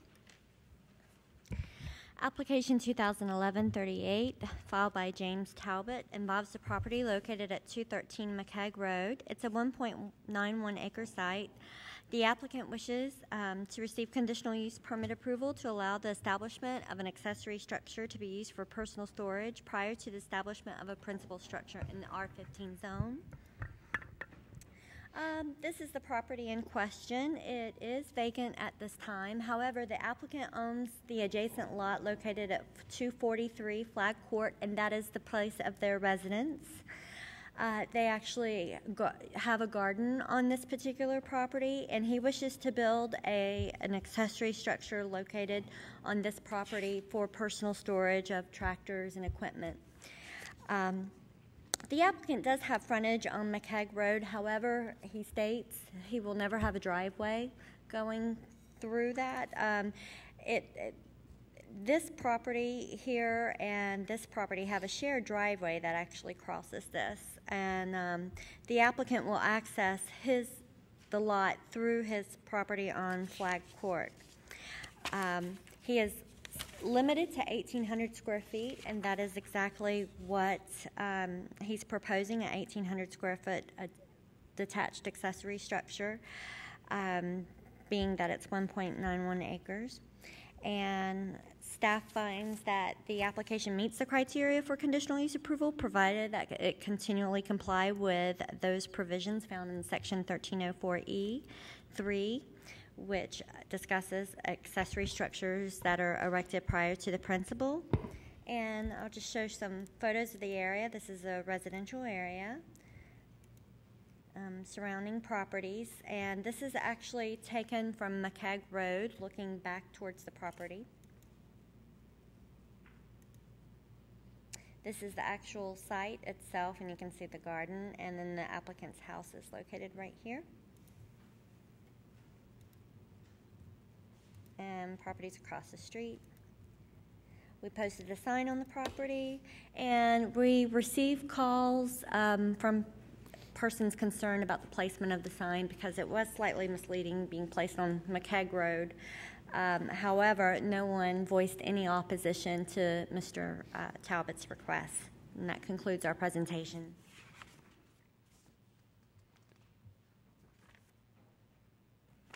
Is that all I have? Yes. Okay. We have anyone here representing this request? If you come around, please.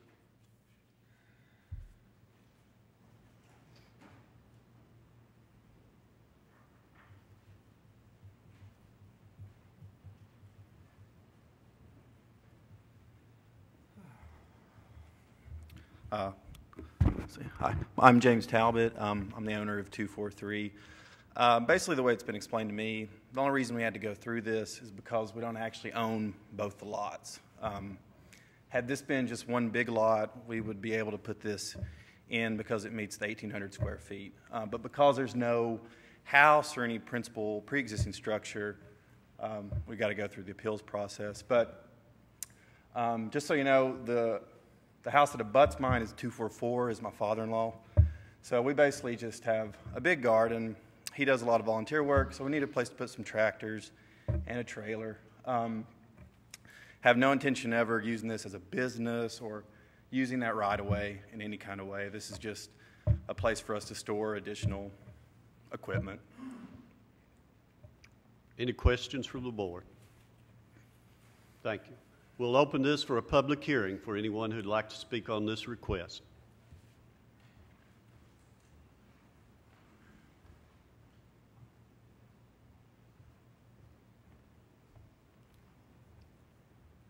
Hello, my name is William Peters. I'm a neighbor, 215 McCagg Road, right next door to this property. I'm in the front of that major portion of the property, and next to that easement, it's kind of shown from McCagg Road. So I just want to speak to the clarification. I'm a little bit concerned about the concept plan that was shared with the board. And the reason why I'm concerned is I bought this property, my property, in 1992. I'm a clear owner of that property at 215 McCagg. And at that time, the land adjacent to me on the side, 211, was undeveloped land, and it's still, it's got 2 residences right now that have been put in at that time. There has been just a lot of discussion over time about where the right-of-ways, where the easements were for this 213, the 213 address. And my only point is I have I do not know what is the appropriate way here on this. I do have a survey plat that was put together back in 1989 before any of that land was developed, that illustrated where the property, where the at least some route back to that property existed, and it does not illustrate that particular easement in that quite in that same fashion, and so it really shows a road that goes all the way along the side of that property. And in fact, there is a concern to me that the property on 211 may have occupy a portion of that easement. I'm not here to criticize that or communicate an error there, but I am concerned that we have a potential. If that easement is used, I am concerned that we have structures that are very, very close together now that would make it inappropriate for a way to get back there because the way 211 has been added on and in conjunction to my house on 215. It puts the properties very close together to use that easement. So I'm not speaking against the building. I think it's fine and good. Neighbor's been very good to me. I don't have any problem with any concerns about what he's trying to do with the property. I'm just concerned about, in consideration of the board, the way the concept plan is presented and the way the easement is shown. And I have a copy of that original survey that I have from 1989 that showed parcels 1 and 2, which is what I own in the front, and parcel 3, which the owner does have, and it shows this adjacent driveway that was proposed for the land use of those undeveloped properties. So I don't have a copy of that, but we welcome if it's needed to share with someone. I would be happy to share that with the board. You're not opposed to the building? No, sir, but I'm speaking as a property owner, just concerned about the concept plan as it is presented. You probably have another problem other than what we're looking at. So I'm not sure who you should see, but right. You've got a survey, and you probably need to look into if this is a legitimate survey or not. Yes, sir. Thank you, sir. Okay, thank you.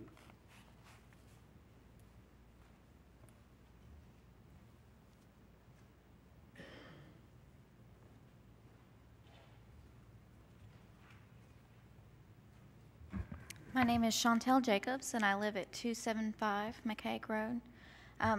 I have a couple questions. When James Tolbert was up here, he said that he didn't actually own that property. Is that correct? I didn't hear that. Did you? Who owns? I mean, he lives at 243, and they're going to build an 1,800 square foot building on that property, and 1,800 square feet is larger than some of the houses that are out there. I'm just kind of concerned as to what's actually going on. Okay, regarding the ownership, I think what he was trying to say, and please correct me if I'm wrong, was this property is owned by the applicant. However, because it has its own lot separate from his residential lot at 243 Flag Court, which is located within the subdivision plat, because it's a separate lot and not part of his residential lot, he has to come before the board to get approval. Correct. And will it be made? I mean, will there a house be put on it at a later date? There's nothing to prevent a house in the future if they meet the regulations. However, the applicant has indicated that he has absolutely no intentions of having a driveway onto McCaig Road at this point. And as far as the 1,800 square feet is concerned, because the property is 1.91 acres, properties that are greater than an acre and less than 5 acres can have up to 1,800 square feet of detached accessory area. Well, we live at 275, and we are not opposed to the structure as long as he's not going to be using it as a business or anything of that nature. That the only reason we came was just to make sure that that was not what was going to happen. Well, that's the information that we have. It is Okay. not. And as long as that's what it is, then we don't have a problem with it. But if it was to be used in another manner, then we would ask to deny that. Okay, thank you. Anyone else? We'll close the public hearing. Do we have a motion on it? Okay, have a motion to be approved. Second. Have a second. Call the roll, please. Keith Bratcher. Yes. Joe Crowell. Yes. Joe Machoto. Yes. Jerry Sartain. Yes. Zane Cantrell. Yes. The next item we have is a request by Alton Sims, and this is for a conditional use permit for produce stand. What do you have on that?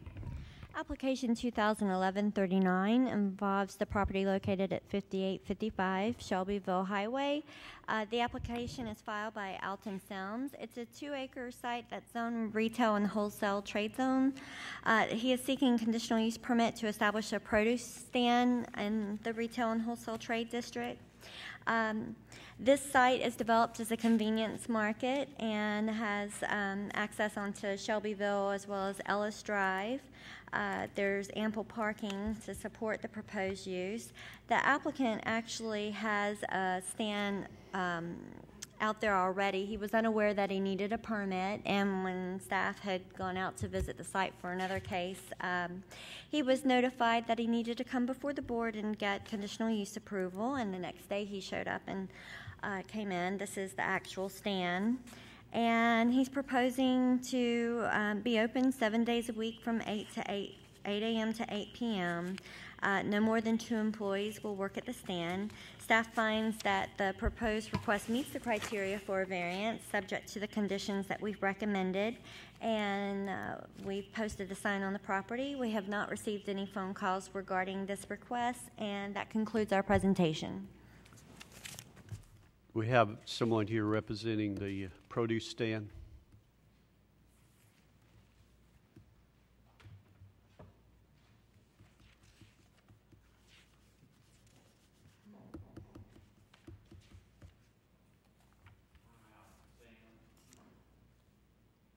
Do you have any questions of Mr. Sam? Thank you, Mr. Sam. Appreciate you being here. We'll open this for a public hearing for anyone who'd like to speak on it. Close the public hearing. We have a motion on it. I make a motion to approve, Mr. Chairman. Have a motion to be approved. Have a second. Second. Call the roll, please. Keith Bratcher. Yes. Joe Crowell. Yes. Joe Machoto. Yes. Jerry Sartain. Yes. Zane Cantrell. Yes. Next item of the business, we have a request by someone by the name of Jones, must be Wendell Jones, who's requesting a conditional use permit to continue his excavation out in his part of the county. What do you have on it? Application 2011-41, filed by Wendell Jones, involves the property located at 4047 Midland Road. It's approximately 443 acres in the R15 zone. And this request was presented to you last year and approved. However, Mr. Jones was unable to complete the excavation within the time frame due to conditions beyond his control, such as weather. But he would like to have a permit to establish a burrow pit, subject to the same conditions that were established in application 2010-41. And so staff has incorporated all the original conditions, and we have had only informational calls regarding this. This is photos of the surrounding area. And staff finds that it meets the criteria, provided that he continued to comply with the conditions that he has been complying with for the past year. We posted a sign, and that concludes our presentation. Do we have anyone here representing this request? Let the record show Mr. Jones is here in the back. Do you have any questions of him? Anybody? This is a continuation of something we've had out there for some time. Wendell, how much longer do you think you'll be operating there? You have any idea? Mr. Chairman, I don't know. We just didn't get anything hardly accomplished this winter because of the weather conditions. Well, you could have put John Hodge to work. Well, yeah, that'd be. We'd sure get a lot done, wouldn't we? Well, I don't know. You know, if we can get another 6 months, that'll give us this summer and fall. And, Jerry? Sure. If most of our good weather's gone by about November the 1st, will that be enough time for you? I hope so. I would like so. Yes, sir. Okay. All the conditions are the same. We hadn't blasted any. Everything's in place. We don't have to be bonded because we hit State Road 269. Okay. Any other questions? As dry as it is right now, can you get anything out of there? 'Cause Yes, the sir. ground's hard. Yes, sir. We need water now, sir. Any other questions? Thank you, Wendell. We'll open the public hearing. Anyone like to speak on this? Close the public hearing. We have a motion on it. I'll make a motion to approve, Mr. Have a Chairman. motion to be approved. Have a second. Second. Jerry. Call the roll, please. Keith Bratcher, Yes. Joe Crowell, Yes. Joe Machoto, Yes. Terry Sartain, Yes. Zane Cantrell. Yes. It is approved. Thank you so much. We had a good meeting. Thank you, everyone. Look, we're only down to 3 people now. What do you think about that? We are adjourned.